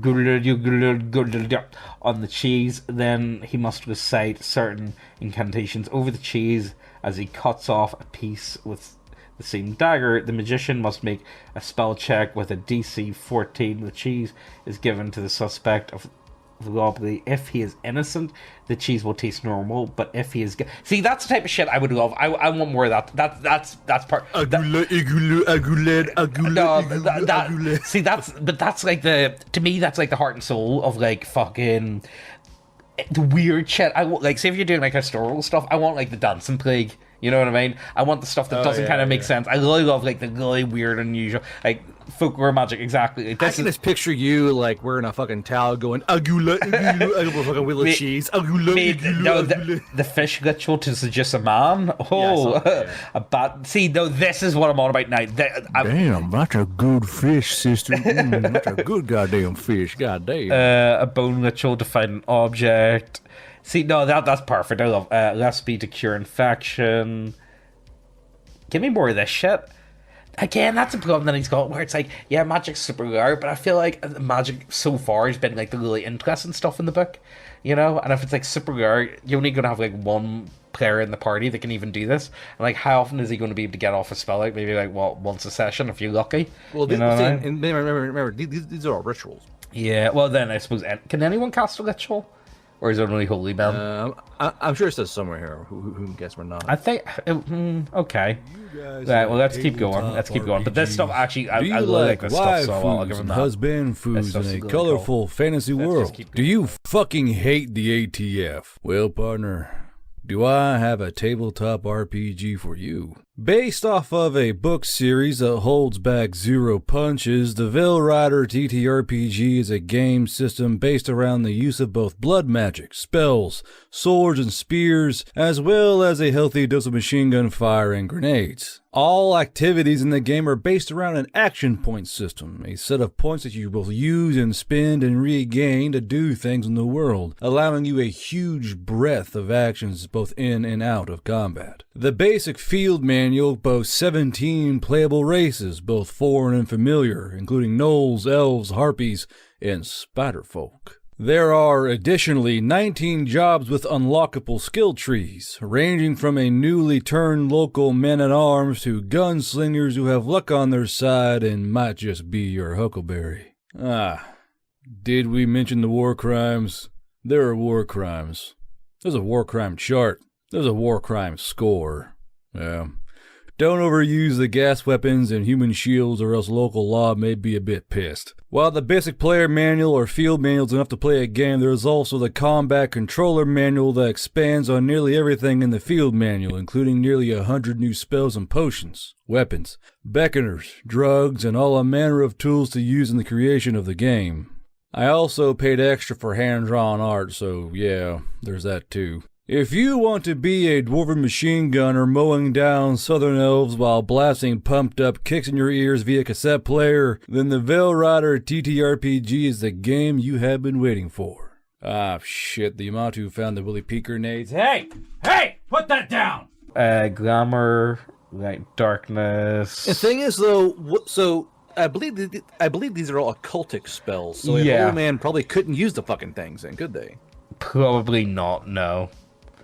Probably not. Maybe. Well, you know what? That's one of the problems. I think, like, that's one of the problems Ireland always had. So even whenever, like, fucking England and whatnot was, like, Catholic, you know, they still didn't like each other because, like, you know, a lot of different places add in a lot of their own, like, local pagan magic in within it. You know what I mean? And it's kind of, it's very alien. You know what I mean? Saying he has runes in here. I honestly, if it was me personally, I would mix them together, because if you look at, like, Iceland's a really good example of that, because, like, god damn it, every goddamn rune's a +1. Is it actually? Jesus Christ. Every fucking rune from fucking Fehu to Olthala is fucking +1. Oh, come God, on. that's so fucking no. Sorry. per throw is reroll his single D20 roll once per day. That's okay. He has one out of the fucking alphabet. Oh, for fuck's oh man, come on. See, that's just to me. I just don't get excited over +1s like ever. Oh boy, a +1. Let's go, chat. Yay! List of common. Okay, look, we've done enough magic. Let's keep going. He has little nuggets of cool. There's some oceans of fucking boring. There's some really good stuff. Like, there is genuinely some really good stuff in here, but there's an awful lot of just anything but a +1. Please, for the love of God, spirit magic. Like, let's skip all this sort of stuff. Oh my God, we already got through it. Spirit magic. Currency and trade, boring as shit. Now, this is one of the things that I always get. Oh man, it's a pundit book. Time for 4 paragraphs on currency and trade. Now, as a player, I really enjoy currency and trade because I love doing that sort of stuff. I love like forming businesses in game and stuff. But see, as a DM, I have no interest in it. I don't. There is so much wasted space in this book. Like again on the formatting, there's so much wasted. Yeah, space. There's a lot of space there. Price list of common equipment. That's something I'm clash with. He's missing a bit there, so he is. I don't know if that's supposed to be like that or not, though. But, like, there's a fuck up with that one there. Armor. Okay, I don't really care. Let's just skip through all this. Again, this is something that I suffer from. I've just put everything in silver into in for me, and I just call it a day because I am not working out the difference between like copper, silver, gold, and all that type of shit. You will in my game, motherfucker. No, I'm not doing it. I don't care. I'm just not. You can't not do it. You can't not do it. I'm not doing it. It's written in. I don't care. I just don't care enough. So this is all miscellaneous equipment. This is all services. What's under services? Miscellaneous. Let's see how degenerate he is real quick. Spy, surgeon, barber. Oh, what a fucking Boy Scout! Not a single fun service. Oh no! What pundit is getting fluffed gay or something? Tools, craftsman, torch. Sorry. That's clearly unskilled labor. Yeah. Some of them can be quite skilled to have, selling valuables, darlies, taxes and trade. Oh God, please get that away from me. Encumbrance. Weapons and armor mechanic. Okay, if I'm in a game and the DM says, "Okay, tax time," I'm going down every fucking village in that goddamn city. Yeah, I will make sure I throw poo in every well. These fucking nuts. Earthquake. Yeah. How does the weapons work? So, is there anything like unusual here with this sort of stuff? So, armor class is base dex and initiative for armor reducement, weapon effects. Okay, so yeah, just small weapons like do 1d6 plus initiative, or can attack for. So he has. Okay, so he clearly has ranks because the spear says it can attack from a second row. So a grid mechanic here. Okay, that's pretty cool. You can throw missile weapons. Let's see here, named weapons. Non-magical herbs and poisons. Hold on, is this what? Said to have been a gift to humanity from the Archangel Gabriel. The plant is often used. See, I like that sort of stuff. See, again, I do love like the little nuggets that you get of like wee tidbits, like of just information that you get. Like I feel like that's like, again, it's great for the DM to like just add more flavor to the world. Like, but look, we'll get there again. Why does he hate capitalizing the right things? We've already talked about it. Enough of the capitalization. Mugwort, poisons, Wolfsbane. What's this? Game mastery. Okay. What's this? More or less go through and find. You more or less go through and find the historical fucking poisons. Hold on, what now? Game master. Okay, so we got procedures. Reaction goals, extremely hostile. I was thinking about doing something like this for Dice and Demons, but I was thinking about tying it to like the class, or not the classes, but the leases. So like kind of like the Fatal with the leasism chart, which I thought was kind of funny. But like you could do something very similar to like so say for instance someone's playing an orc.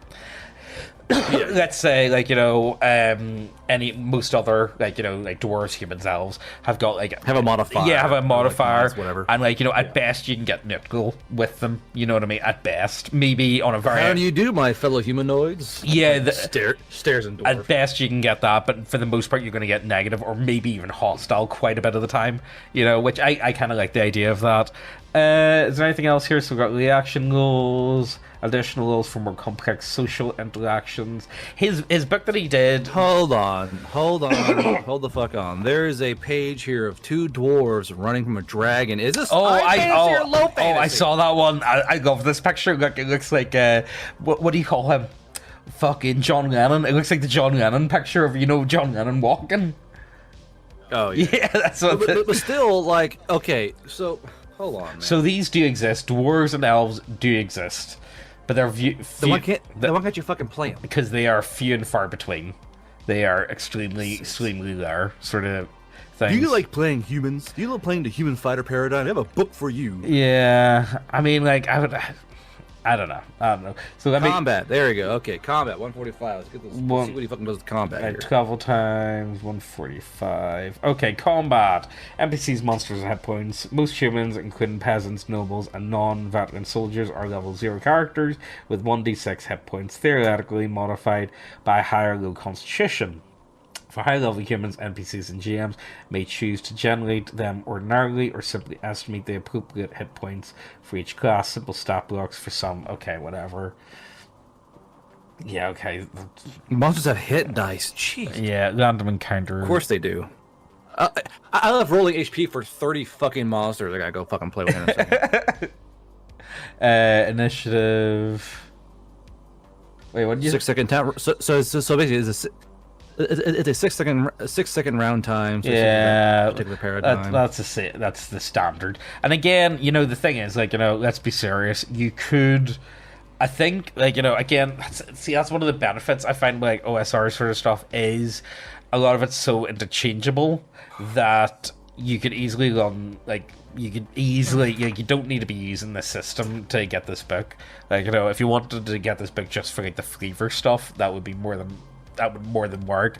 You could use old school essentials. You could use Dungeon Crawl Classic. Heaven forbid you could use Morkborg. You know what I mean? You could very, very easily in that. And that's one of the big benefits I like about OSR stuff. I feel like whenever I buy an OSR product, I feel like very rarely am I wasting money because I know that it's very easily for me to interchange. Even though, let's be serious, you can buy anything for anything and you can convert it easily enough. It's not that big of a deal, but it just depends on how much work you're willing to put in. Before OSR stuff, it's literally drag and drop. You're not going to have any fucking issue with it. You know what I mean? You use this very easily. But you know what? Actually, this would actually work quite well with Adventurer Conquest Kings. It would actually work really well for Axe, if I be honest with you. This whole thing. But let's keep going. Is there anything interesting here? So there are ambush rounds / surprise rounds. There is initiative. I don't know why your initiative is a whole fucking paragraph. It should be just you do this. That's initiative things. Yeah. Actions in the run of combat, characters may choose to take the following actions: movement, combat, multiple attacks, use magic, change weapons, other action, free attacks. All right, okay. But then it says, in all circumstances, a free attack happens as an immediate reaction to what the opponent is doing and does not use up the character's regular actions on their own initiative turn. However, characters can only make one free attack of any kind during a melee round, which is the most boring shit. Characters bound, restrained, stunned, engaging, grappling, engaged in full round movement, full defense, or otherwise unable to act cannot take any free attacks. Characters in the process of using magic can take a free attack, but it cancels the process of their magic use. Likewise, characters getting up from being prone may take a free attack but remain prone that round, requiring another full round to get up. So, if a character uses any magical and miraculous power that can be used during a combat round, they cannot move more than 5 feet in the same round. If a power or magic item requires concentration to maintain, a character can walk their base movement each round while concentrating, but cannot take any other action. So basically, you have one action. Yeah, it's a standard, so it is. And a free attack, which is like... I can already hear, this is where Garblue just fucking leaves. You know what, you need... fucking checks out. Garblue, you need to work out how to make your action point system interchangeable and make it, system agnostic. You need to get on that. I mean, it more or less is. I mean, unfortunately, you can change brawn to strength, to fucking moxie to. I mean, if you know what fucking words mean, it's not that goddamn hard. Well, then go for it. Do it. Get yourself, write it up. Do it as a PDF and sell for like a $5. Because honestly, I think it would. It is really good, but just make it interchangeable. You know what I mean? Make it just like It's just Garbu. I'm telling you right now, you'd make fucking money from it, and you've already got it done. You literally just need to put it in a PDF doc, and there you go. Do it, and don't be gay. You know I'm right. You know I'm right. You know too late. No. Right, let's keep going. Attacks. Oh, okay. This is pretty. Oh, okay, so he's done. See, okay, I love my critical hits tables. So what he's done? So he's got slashing weapons, piercing weapons, blunt weapons, arrows, bolts, slings.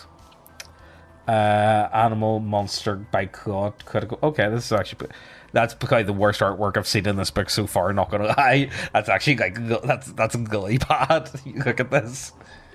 Is that AR or sorry? Is that AI or someone rushed? No. Well, is there any actual hand drawn art in this fucking book? Public domain. I would say that would be about it. But like that's just a really bad example of that's probably the worst art I've seen. That's actually an abomination. Not gonna lie, I'm sorry, Chris. But Chris, that's Chris. You could do better. I'm just putting it out there. Chris stubs his toe.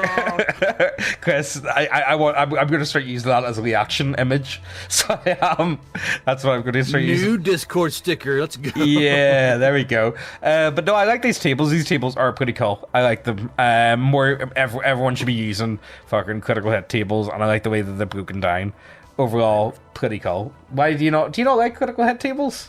I prefer the DM GMCC just saying what happens. All right, okay, fair enough. I don't know. I like it. I enjoy critical hit tables, so I do. Is there anything else here? Charging, parrying, defense. Oh, here we go. Is there anything interesting here? Because that's what we were garning about earlier. Like maneuvers. Is there such a thing as maneuvers in here? So it is assumed that all characters are trying to defend themselves from attacks, and this is largely reflected by armor class. However, at the start of their line, characters can declare they are fighting defensively or actively parrying with their weapons. And this is going to be a +1, isn't it? Please. It's a if the shield being used as a magical bonus, finally fighters and holy warriors get a further bonus equal to the level. This is all for parrying. This whole paragraph here is parrying. Jesus Christ! Just say you take this. Get just fucking oh my god. Rules can just be a couple sentences. Parry. Yeah. You roll a thing, you negate the attack. I don't need a goddamn mini novel on how to parry shit in your game. Yeah, that is a bit overexplained. God. You could cut that down big time, so you could. Right, let's keep going. I like that it's in though. I like the idea of defensive combat. Yeah, at least it's in there. I like that. I'll give him that. Like, that's all right. But could be explained a wee bit better. Aim shots, what's the difference here? Characters with ranged weapons can choose to forego their attack turn and instead spend the round aiming their weapon. They take no action and can move. Well, I mean, they get a +4. Okay, I've got something like that for Death March, so I do, but it's like one of the class features for like a rifleman, where... Yeah, and also in my game too, aim shots. It's going to be a +2 bonus to hit. No, well, my one is, so you can choose... Either you forfeit your turn and you auto hit next turn, or you can choose to roll. But if you do roll, if you get a 12 plus, it's an auto crit. So it is. So like it's one of those ones you can either get a guaranteed hit, or you can roll and get a good chances on a critical. But again, that's more. Again, I would have liked that. That to me. I would have put that in as the archer class or the woodsman or whatever the fuck they've called that. You know what I mean? I would keep it specifically for a class. But, okay. Mounted combat. Is there anything interesting here? Oh, that's +1 bonus. Ah! Never mind. Keep going. Hold on. Is any modifier to damage or is it only +1 to hit on? Bonus to AC. Riding check. That's fine. Dex to avoid taking damage. +2 to hit and do double damage. Okay, that's fucking something. All right, okay. Visible cover, withdraw. See, again, visibility and cover. You can just do a table and call it a day. You don't need explain. Like, just do a table. Well, at least it's short. Jesus Christ. Yeah, that is short, but again, you could just do it as a fucking table. Prone and helpless opponents. Withdrawing. Yeah. They have withdrawal rules and okay. opportunity. Okay, well that's nice that it's in there. I'll give them that. That is Prone nice. and helpless, grappling. Oh, agent wrestling. What's agent sickness? This might be interesting. Characters who reach the age of 40 or middle-aged suffer a -1 penalty to strength and constitution. Ability scores nothing, any changes or bonuses to hit points. At the age of 50, they must begin to make a saving throw each year. Okay, yeah, no, actually that's pretty cool. I like that. Yeah. You old fuck. Yeah. Yeah, no, honestly, no, that's pretty good. Oh, jeez. Again, I feel like I would rather put that in for, like, a table. I feel like, you know what you could do? You could add in, like, a load of different stuff there for, like, different age groups. And, no, I think you could definitely do something there. I would rather do that as a table and, like, have it split up into, like, brackets almost, like, you know, different age groups, and then this is what you get from, like, different effects, you know. You could add, I think you could put that more into, like, the background section though, you know. But I do like it, and I like that it's in. But again, I like how they have death busting it down sexual styles, but that's pretty cool to see. Where do they have that? Let's see. The death right there. The death fucking playing it, fucking busting down sexual style. Yeah, boy. Death from Plays cholera. flute, cholera. Damn it! No! Infection, leprosy, plague, fallen damage, and fire damage. Dread and strangulation, extreme colds. Okay. Experience. Okay, how do they do experience? Is there anything interesting hold there? on. So, why are they burning the woman? Oh, it's fire damage. Oh, yeah. Your sickness is being female. Burn her. Barter. I was like, what the fuck? Yeah, how do they do experience? A GM can feel free, if they so desire, to use the experience point system of a more traditional OSR game. See, again, like, you know, that's what I kind of like about OSR stuff. You kind of don't really a lot of the time you don't even expect people to be playing the system that the book is written for, you know what I mean? It's kind of just interchangeable, and you kind of just play whatever you enjoy playing. Because you have to, because if you're using the OSR system, you have to make sure it's system agnostic all the way across. That's one of the things that they kind of tie you into. I mean, if you make an OSR game, it must be compatible with all other OSR everything. It has to be all the way across. Same nomenclature, same attributes. It has to be all the same. Well, my stuff, again, people would argue it is OSR, but I don't know if it really is, because I use a lot of different, like, my modifier system is similar, but my actual, like, stats are different. You know what I mean? It's one of those ones where, oh, fuck me, my nose, hold up. So is mine, actually. What the fuck is this? Why are we both dying? Oh my god. I don't know. Pundit's putting a spell on us. Help! Oh, I forgot to say, Pundit is actually... Pundit is a wizard. He's putting color on us. No! Yeah, Pundit is actually a wizard, by the way, guys. I don't know how else to explain it. He was on a live stream a while back, and I was... Why'd you cast spell check? How's that sound? No, Jesus. well, I was asking him, like, yo, Pundit, mate, how do I go about, like, summoning, like, a succubus, mate? Give me a succubus. Yeah, I'm just asking for a friend, of course, and then he went, No, James. no, you can't do that, yeah, James. he started telling me, he's like, no, James, you can't summon a succubus, you're not allowed to summon succubuses, what you do get instead is the Virgin Mary or whatever. I'm like, man, that's bullshit. I don't want a virgin. She's boring. I'd rather know some shit, you know? Yeah. Treasure. Anyway, let's keep going. To reach level, okay. Wealth, criminal. Let's see, is there anything interesting in here? I don't want the Virgin Mary. I want the fucking demon hell sluts. Go. These are all just like random gold tables, so they are for like DM. These are they? Yeah, these are all good. Like, you know, like, it's nice that they have this sort of stuff. It is handy, like, you know. And I suppose as well, because it is very setting specific, it is better to have this sort of stuff in here. Magical items are fun. Oh, where's magical items? Let's see. Give us some of that shit. I'm trying, I scrolled down randomly and I fucking...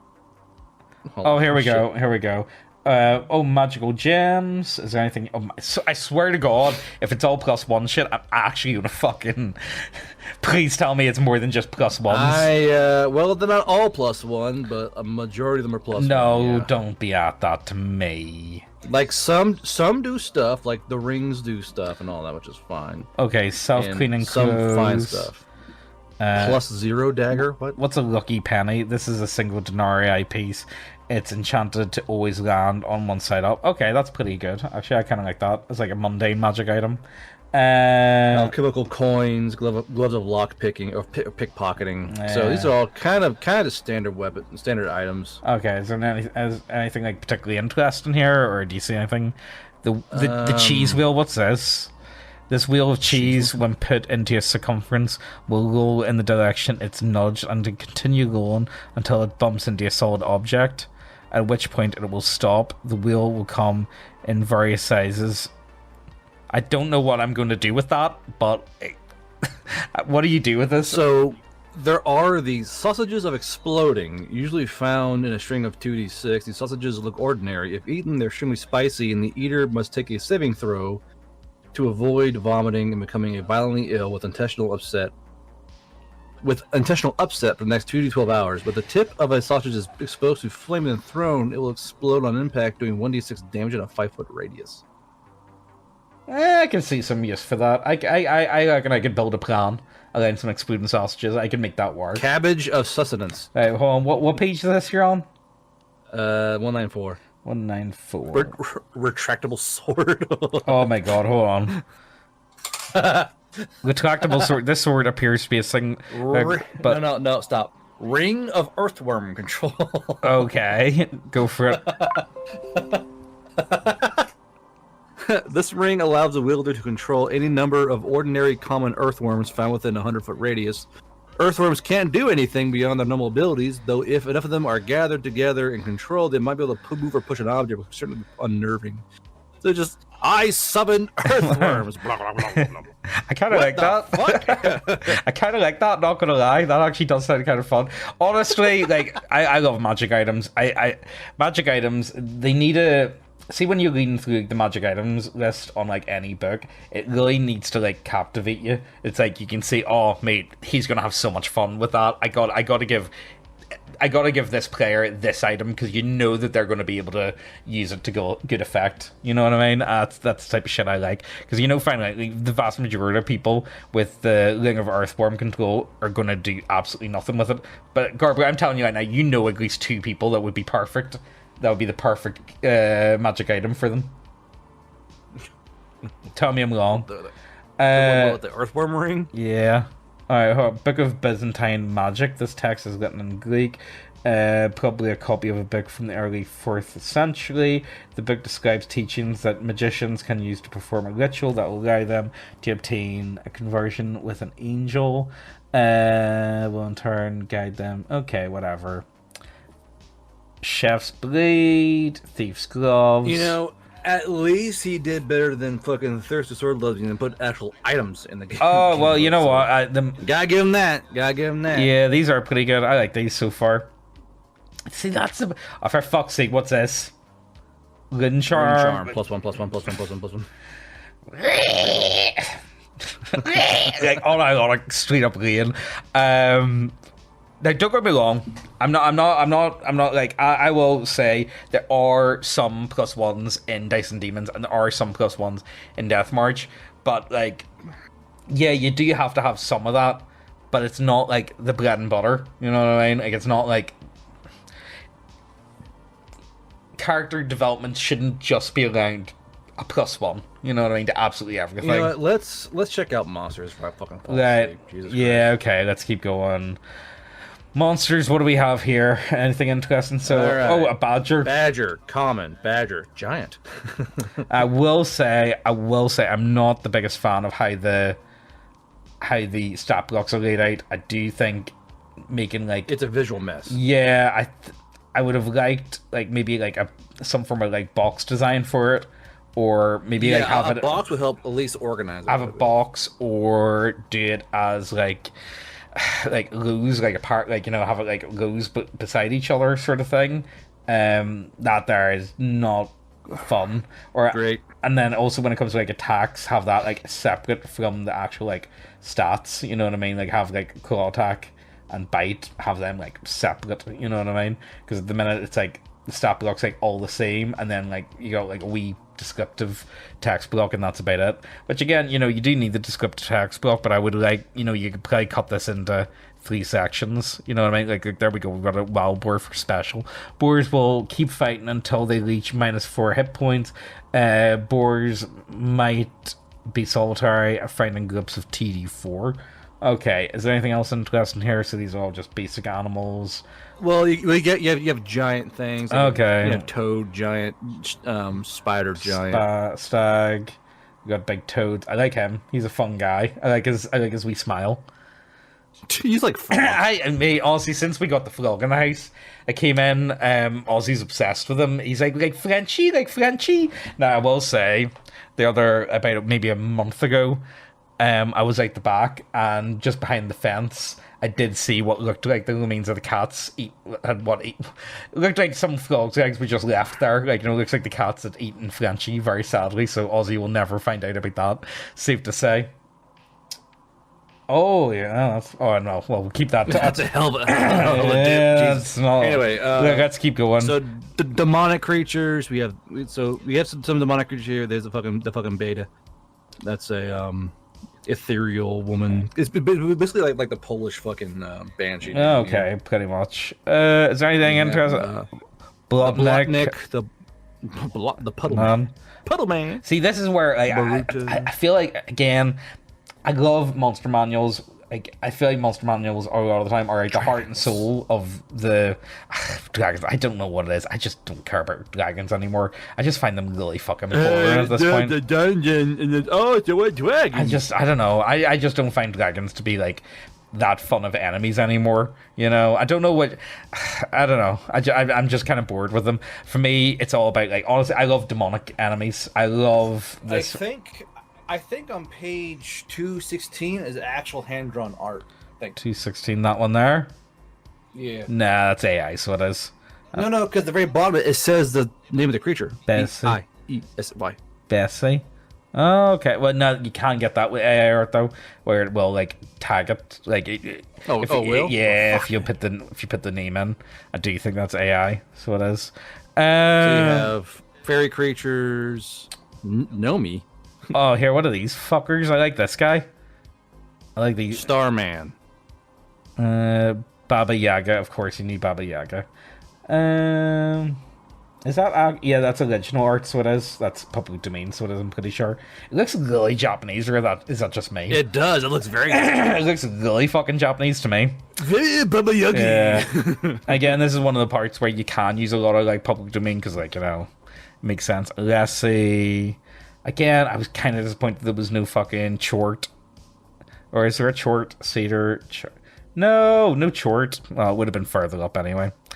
I used to think it would have been Villa, Fantastical Creatures. What do we have here? Basilisks. Black Dog. That's more of an English thing, isn't it? It's also... Oh, yeah, I suppose. I mean, technically...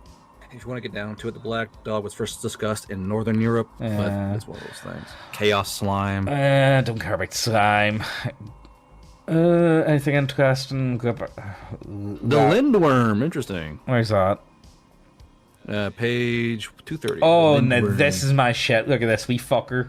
Look at this. The dwarf. Now dash a dwarf. And again, the style clash is insane. Yeah, I think that is one of the problems. I feel like you're better off just picking the one style and going like really hard at that one style, you know. I think that is one of the biggest problems. Like, if you have two artists, you can't help. The styles will be different, but if you have AI, go for the same fucking style. Yeah, it takes a bit of time getting the hang of it though, but like you will get there eventually, you know. Let's see. Fishman. Like, I would have went for like that. I would have went oil painting personally. Like, I think if I was doing this book, I would have went oil painting and kept it all the exact same, you know. Thingy mermaid humans. Okay, barbarians. Anything else here? Cultists, fighters. What's the golems and homunculi? Anything interesting? The Jewish magic, the Jewish magicians. Do they have them? Are they in here? Do they have like? Yep. It's Golem. Yeah, it's a It golem. says, made by Jewish magicians. No, it's a rabbah. Oh, right, okay.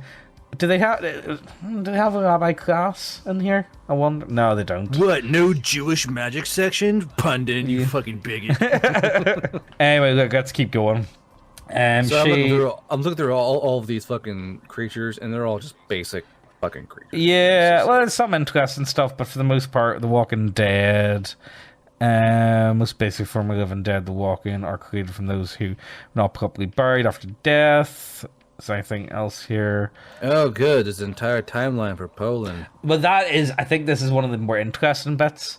This is actually probably my favorite bit of it, is it's mixing like a history book with an RPG book. And again, it's got its pros, but it's also got its heavy cons, because I feel like this is one of the problems whenever you're playing, like, say if you're playing like say you want to play Lord of the Rings, say you want to play in Middle Earth. How do you actually run a game set in Middle Earth when if you already know all the big events? Or are you just going to make like shitty fan fiction almost? And this is something that I find really hard. I've been really struggling with that with Death. Well, the thing is with Death March, individual soldiers on the ground have no bearing of what can happen. You know what I mean? You're never going to like change the big major outcomes. You know what I mean? A party or a group while playing it. So what I've done is I've kind of set up like a timeline, and I've put in like for what was the biggest thing to happen in each month. So the entire way through the World War One, I've got like plot hooks essentially for each month, and like, you know, what I would do with it. It's like, okay, well, this happened here, this would be a great excuse to do this, or this would be good for doing that, you know. This is interesting. I do like it. Where does it start? From 1960. So it's only like 100 years, so it is, so the 900s to the before, not far of 1066. So where does it start? So the campaign ostensibly begins in 1025, when Thingy, the brave son of whatever you call him, is crowned king of Poland. The early Polish, how do you say that? Pashish? Fuck knows. City's been established. I'm a redneck. What about? Yeah, I suppose that's true. Look, I like this sort of stuff. I do think this to me, again, mileage will definitely vary on how much you enjoy history. What time? Oh fuck, we're near 2 hours in. Like, let's bang through this, and we'll wrap up and give final thoughts. Importance of the priest and crown elements. See, again, I think you could have sold this as like separately, because I do think there's going to be people that only want like the set and stuff, and there's going to be like, you know, I don't know if you could chop this up. What do we have here? So we got some maps. Medieval Poland in the 11th century. The only place I've ever been to in Poland is Krakow, by the way, guys, and I honestly, banging holiday, would highly recommend. Beaver, what the fuck is that? Beaver Master? Where's that? It's way down on page 215. Oh, right, okay. Like Beaver Master. Hell yeah, boy. Clear Poland. Okay, so again, this is where women call me the Beaver Master. Setting stuff. Right, let's just keep going down, because I think we've spent so much time talking about the actual like rules and systems, whereas this here is a sort of stuff where I feel like this is what people are buying it for. You know what I mean? Like, this is really the main selling point of the book. You know, let me just keep going down. This is pagans and pagan imagery. Okay, let's keep going. I like that. That's actually really nice AI art right there. Magical places. Give me some trees, witches, and knights. Pagan magical objects.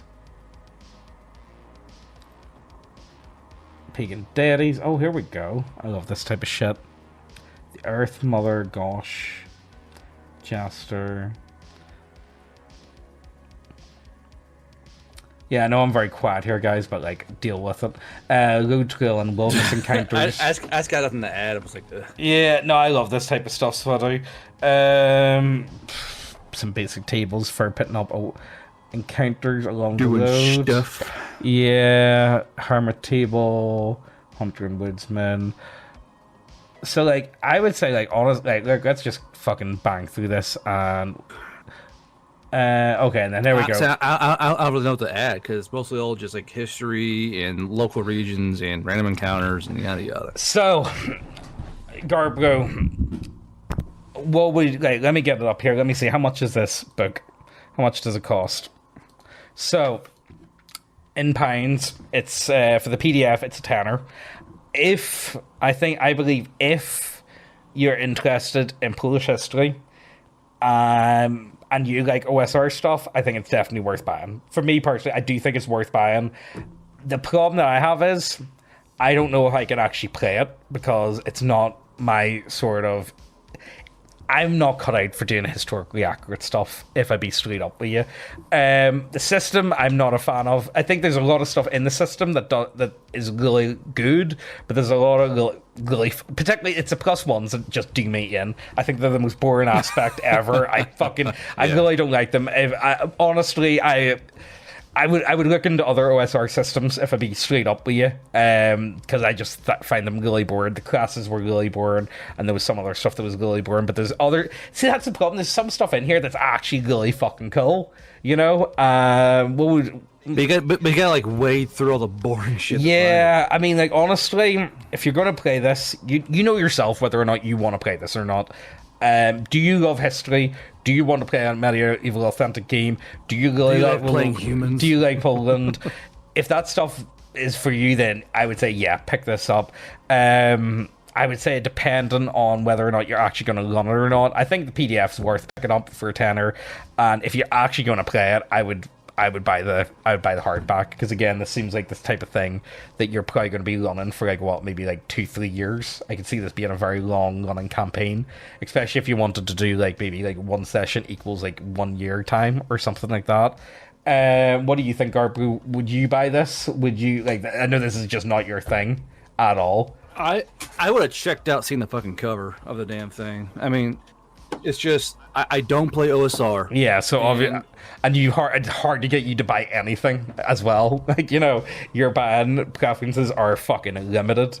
You need to do that, man. Wait, tell you what. What? No, do it. Do what? No, do it. I'll help you with it. Make your action point system compatible with OSR. There you go. Job done. Have a go at it. Yes. Fuck no. I am not gonna muddy down my system using OSR. No. Make it so you can drag and drop it into OSR systems, or if you wanted to drag it into 5e or whatever. You know what I mean? Work on OSR. The OSR is you get one action. Good luck. It's not. But there you go. But that's what I'm all about. Have it a drag and drop mechanic that you could just drag and drop into other systems. You know what I mean? I'm not saying make it sell it as a PDF and just have it as its own entity of role. You know what I mean? There you guys go. OSR guys, play a better game. Yeah, that's a tall order. Jesus. That's a tall fucking order. Is no longer 1989. Find a better fucking game. Jesus. Yeah. I like it. Pull out my OSR system and my fucking 1911 made in 1952 and put my red hat on the fucking bummer. Oh fuck. I just cannot fathom in my little fucked up brain why people like OSR. And this game to me is the epitome of OSR, just droll, boring numbers. Yeah, based on but at least other OSR has magic and elves and shit. I mean, at least it's got that fantasy aspect. This game here, you're playing humans. Is the human fighter or fucking wet dream? It's all humans? I can play a human fighter? It's not weird? I can kill elves? It's oh god. Yeah, I would like a bit more variety personally for me as well. I think I would play this. I would, if someone else was DMing it, I would show up for the first session or two and see and test the water. I would not play the system itself. I'd rather a different system personally, because none of them classes I would immediately sell my soul to a demon spells immediately. I think I would do the same. I feel like there's elements within the system that I do really like, but there's other stuff that's just really fucking boring. Not gonna. I just find them really boring. I want more mechanical shit than just plus ones, and that's that. Here's your +1. Great, more numbers. Yeah, I think that's my biggest issue with it. And the other problem I've got is, again, it's just not my style. You know what I mean? Again, I maybe I'm just not.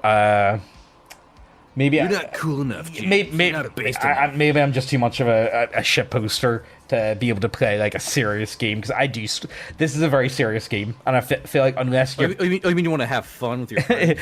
no, but this is a serious game, like, and if you're not a serious player, I think you're going to struggle. I'm trying to save Poland, okay, from the pagans. Yeah, honestly, that fucking first bit sounded so much like the fucking EU. It just sounded like straight up EU propaganda. The way We're trying to unite Poland and greater Europe, bro. Quit fucking around. Yeah.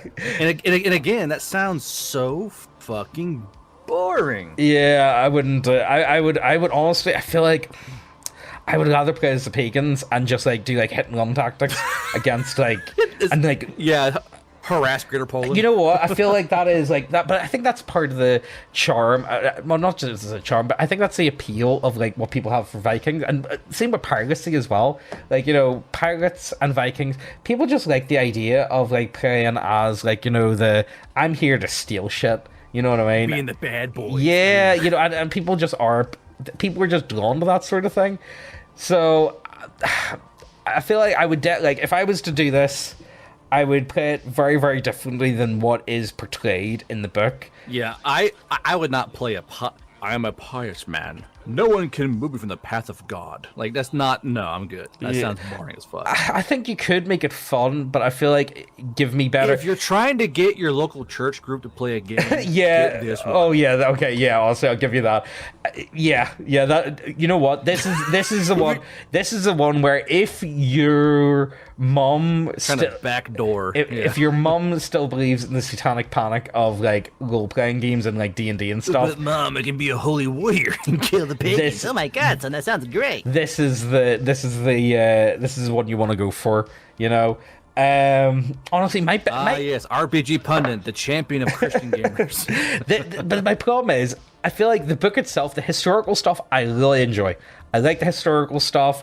It's not the way I would do it. I would do things like if I was to run it, I would do things slightly differently.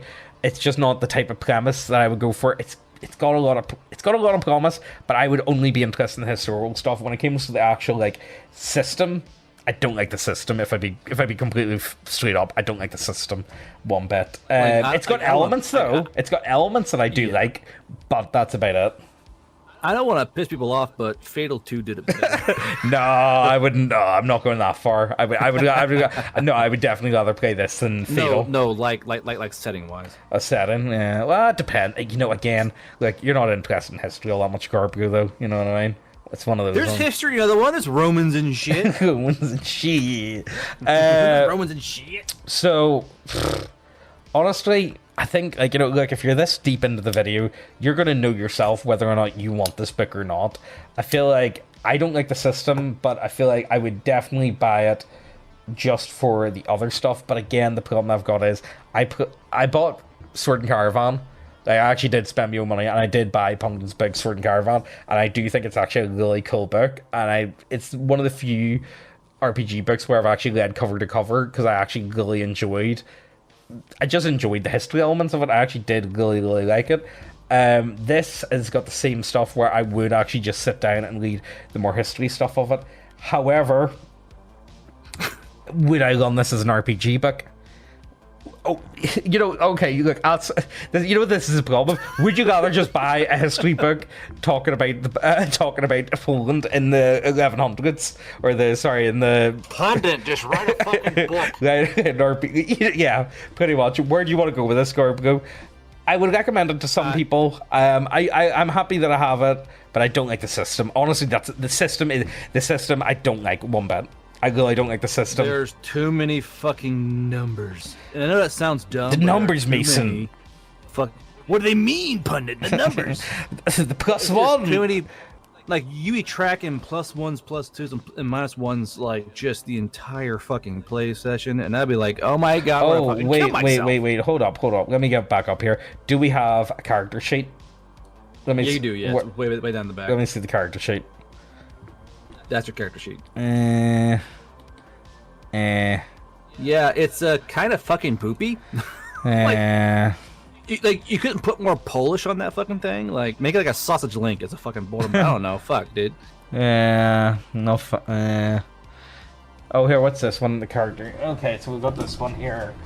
Are these both the same, or are these both different? Oh, okay, so that's more like background and shit like that, and then this one's actually like stats Still, and stuff. it's so boring. Yeah.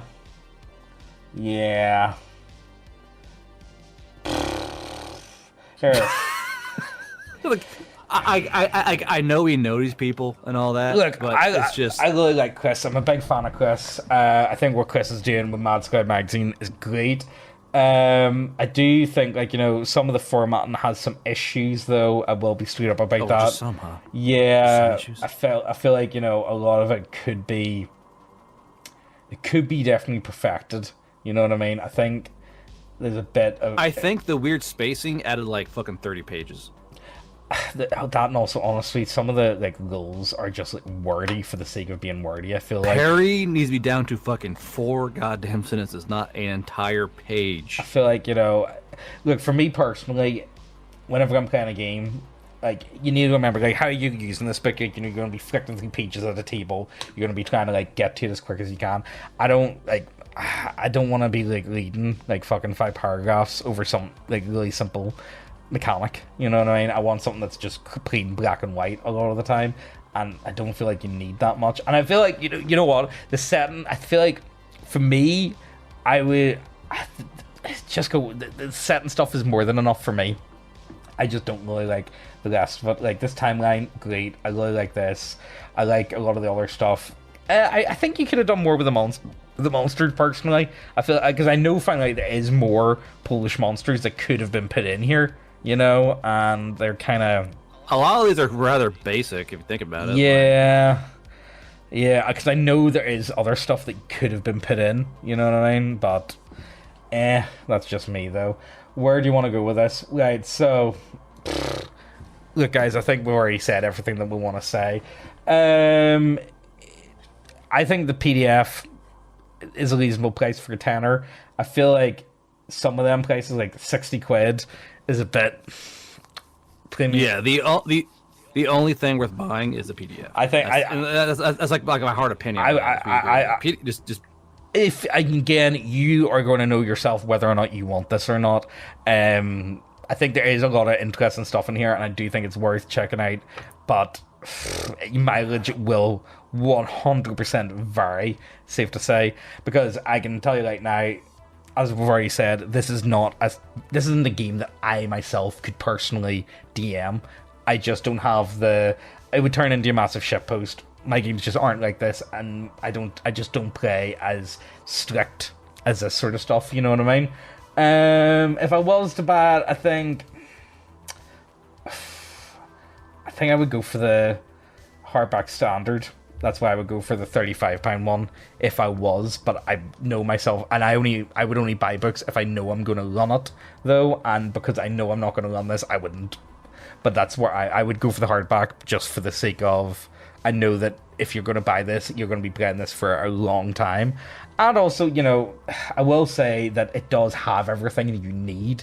Like, you know, this is a... Yeah, it is a complete book. It is 100%. It's a complete book, and you're if you buy this, I don't believe you're going to need another book. However, I'm going to assume, like, you know, Pundit did with Sword and Caravan. Like, if we go down to the bottom here, he did put out a good few other books for Sword and Caravan.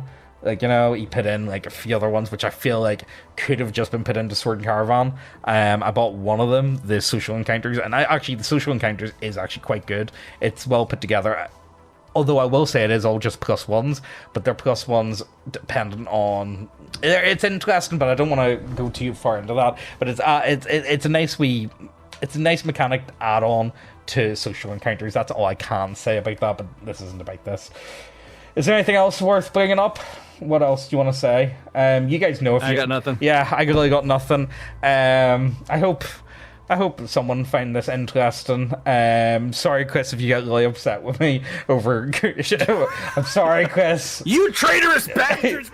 Yeah, well, look, I can't fucking lie to people, though. You know what I mean? Like, I can't fucking...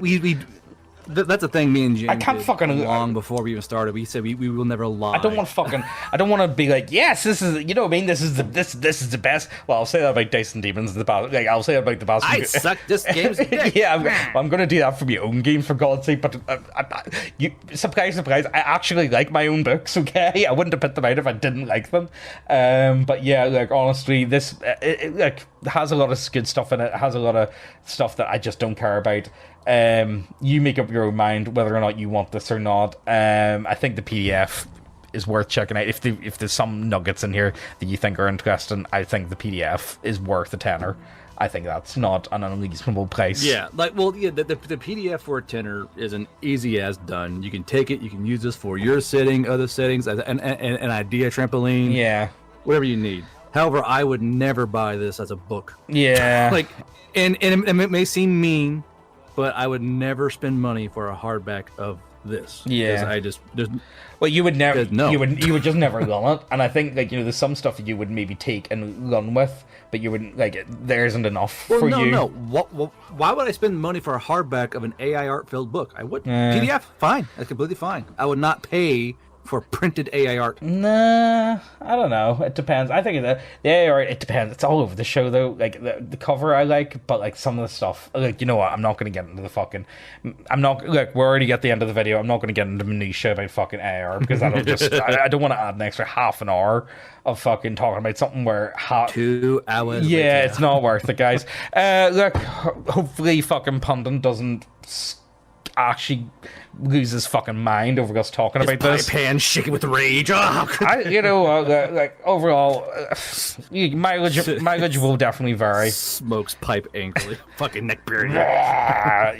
It's fuck. Curse upon you, demon in your house. No. Right. I cast milk sucking demon. No, my gallons of milk. No. Right. Look. Yeah. I think we've said everything we can about this. There's no clear-cut way to end this video, so And again, remember, we don't lie. We're not going to fluff someone's dick because we're friends with them. If your book sucks, If the great is great, we'll tell you. But we always give you the exact thoughts of what we have without. That's why, we didn't get paid for that fucking video game review. Oh, fuck, I forgot about that. Yeah. Yeah, we did. It was something like a really shitty fucking Chinese MMO. And it was Bless, wasn't it? I couldn't. No, not Bless. It wasn't Bless. It was. They promised. They said to me, that's what actually made me stop doing paid for ads altogether. Was because they were saying, yeah, sure, we'll give you. It was fucking 600 quid. I said to Garber, yo, do you want to go halfers on this? If it's something you're interested in. And then me and him both did it, and we played it. And honestly, it was just shit, but we ended up just shit posting the whole way through it and just playing about. And I thought we had fun with it, and then they just kind of turned around and looked at us and they said, no, we would want you to play the game more. And I just said, your game's dog shit. I really don't. I wouldn't even play it with the honest to God, your game sucks the biggest cock. I'm not sinking any more hours into playing this shitty your dog shit game. It was so boring. It was so bad. We're not getting paid. It was actually, that's what put me off. And yes, it was Bless Online. Yeah. Oh, here, what I'll do is I will put up on screen what Chris messaged us with, though. How does that sound? I'll do that before we finish off. So, hey guys, here's the final version of the Baptism of Fire in PDF format. Would you please review it on your YouTube channel? All I've really got is organic advertising. God knows in this economy I really need it, this game to be successful. Thanks for any help you threw my way. So there you guys go. So we're not getting paid for this or anything, but I like. And if to be successful, you should have hired a fucking editor. Yeah, the thing. Chris is going to be my editor for fucking this book coming up anyway. So we'll find out. Well, the thing is, I like the Matt Scribe. Yeah, I'm a big fan of Chris. I like Chris. Again, I'm not going to sell my integrity because I want more jobs in the future for writing articles. I'm not going to sell my fucking dick for that. Yeah. Shit. If your book rocks, it's great. If it's not great, then don't. If you're afraid of getting a bad review, don't fucking send your book to us because this is probably we're gonna point that shit out. I feel like I think for me though, the biggest problem with the book is the system. It's a system that I just don't like the system. But I do like, I like the historical stuff. I'm down for the historical stuff, but the system is I would rather just play any other system and just adapt. You know what I mean? Personally, that's just me because Garbu, could you just imagine being handed this and being like, okay, what do you want to play as? Okay, sweet. What class abilities do you have? A human. What class abilities do you have? Well, you got +1 to anything you can think of. It's like anything else. +1, best I can do, man. You know what I mean? It's like, come on. Anything other than Well, that? the class I obviously spent the most time on is this Witch Hunter one. It has all these other cool things. I guess I'll play the Witch Hunter then. Yeah. Like, Or you go, I want to be a pagan, and you sell your soul to a demon to get better spells and cast earthquake and destroy the entire city of Poland. yeah. Poland is my city. I couldn't help myself. Right, I think that's where we're going to finish up. Do you have anything you want to bring up? Oh, by the way, actually, we are, like, so Mad Skype is actually doing the deck of triggers with us. He is doing five of the cards, and his cards are actually really good, like genuinely good. Again, Mad Skype's just done like the editing. He's the publisher for this book, where Pundit's done all the words. You know what I mean? But anyway, I think that's where we're gonna wrap up. So we will. Deck of triggers should be. I've been getting on to fucking Jeff, and he's a Giant Slayer, about getting the launch page up and ready so you guys can start signing up for it, but like he hasn't got that sorted out yet, so we'll just find out, because like we're almost like, we're really at the point of I'm about to order in the test prints, like, you know, the promo ones, so we can like take photos of them and all that. It's look, there's been a lot of like bullshit behind the scenes with all this, and it's taken us a long time, but we're finally getting there. And also, like, you know, we're doing this with a ton of people, you know what I mean? You should see, honestly, I think we're pretty happy with the lineup. Although, Garbu, did you see that? We can't say the name, but one guy, it was like, what fucking Paddy said to us, it's like, yo, do you want to bring this guy in? It's like, yeah, sure, if you think he's cool, bring him on in. Did you see him having a meltdown? Oh, yeah. Like, I can't do something like this. No, because I just, like, no, but the thing was, the guy was, like, being really weird about it, and I just said to him, I was like, yo, did Paddy not, like, give you a rundown of, like, what's going on? And it was just like really weird. It's like, look, man, the deck of triggers, all we're asking for is like not even, because he's one of the stretch goal guys. All I'm asking for is like, do you want to do like one magic card that's like taking the piss out of like the state of tabletop games as they are? You know what I mean? Do you want to, like, that's all it is. It's just one card, man. And the guy went into a fucking meltdown and a half, sweetheart. Fucking bizarre, honestly. Weird. That's all I can say. But I'm never gonna say what. I call it bullet dodged. Yeah, same, honestly. Thank God that happened, because, like, fuck. Can you imagine what it would be like? You guys are monsters. You're talking about, like, remember your, like the floorboards joke you and I made? Oh, yeah. I could hear her milk tank sloshing on the floorboards. He would have lost his fucking mind. Yeah, he would have. Anyway, look, hope you guys enjoyed this one. I'm banger joke. It was a fucking good joke. It was a fucking good joke. I'll have you guys know. Like, this video is it's coming up to 2 hours 50. I'm gonna chop this up. I'm gonna try and cut it down to like an hour and a half, because I know. Well, there's just so much in it, and I'll try and keep the main points. But anyway, look, I hope you guys enjoyed this one. Links are always down below. If you yourself are a writer or a publisher or whatever, if you guys want to send us something, go for it.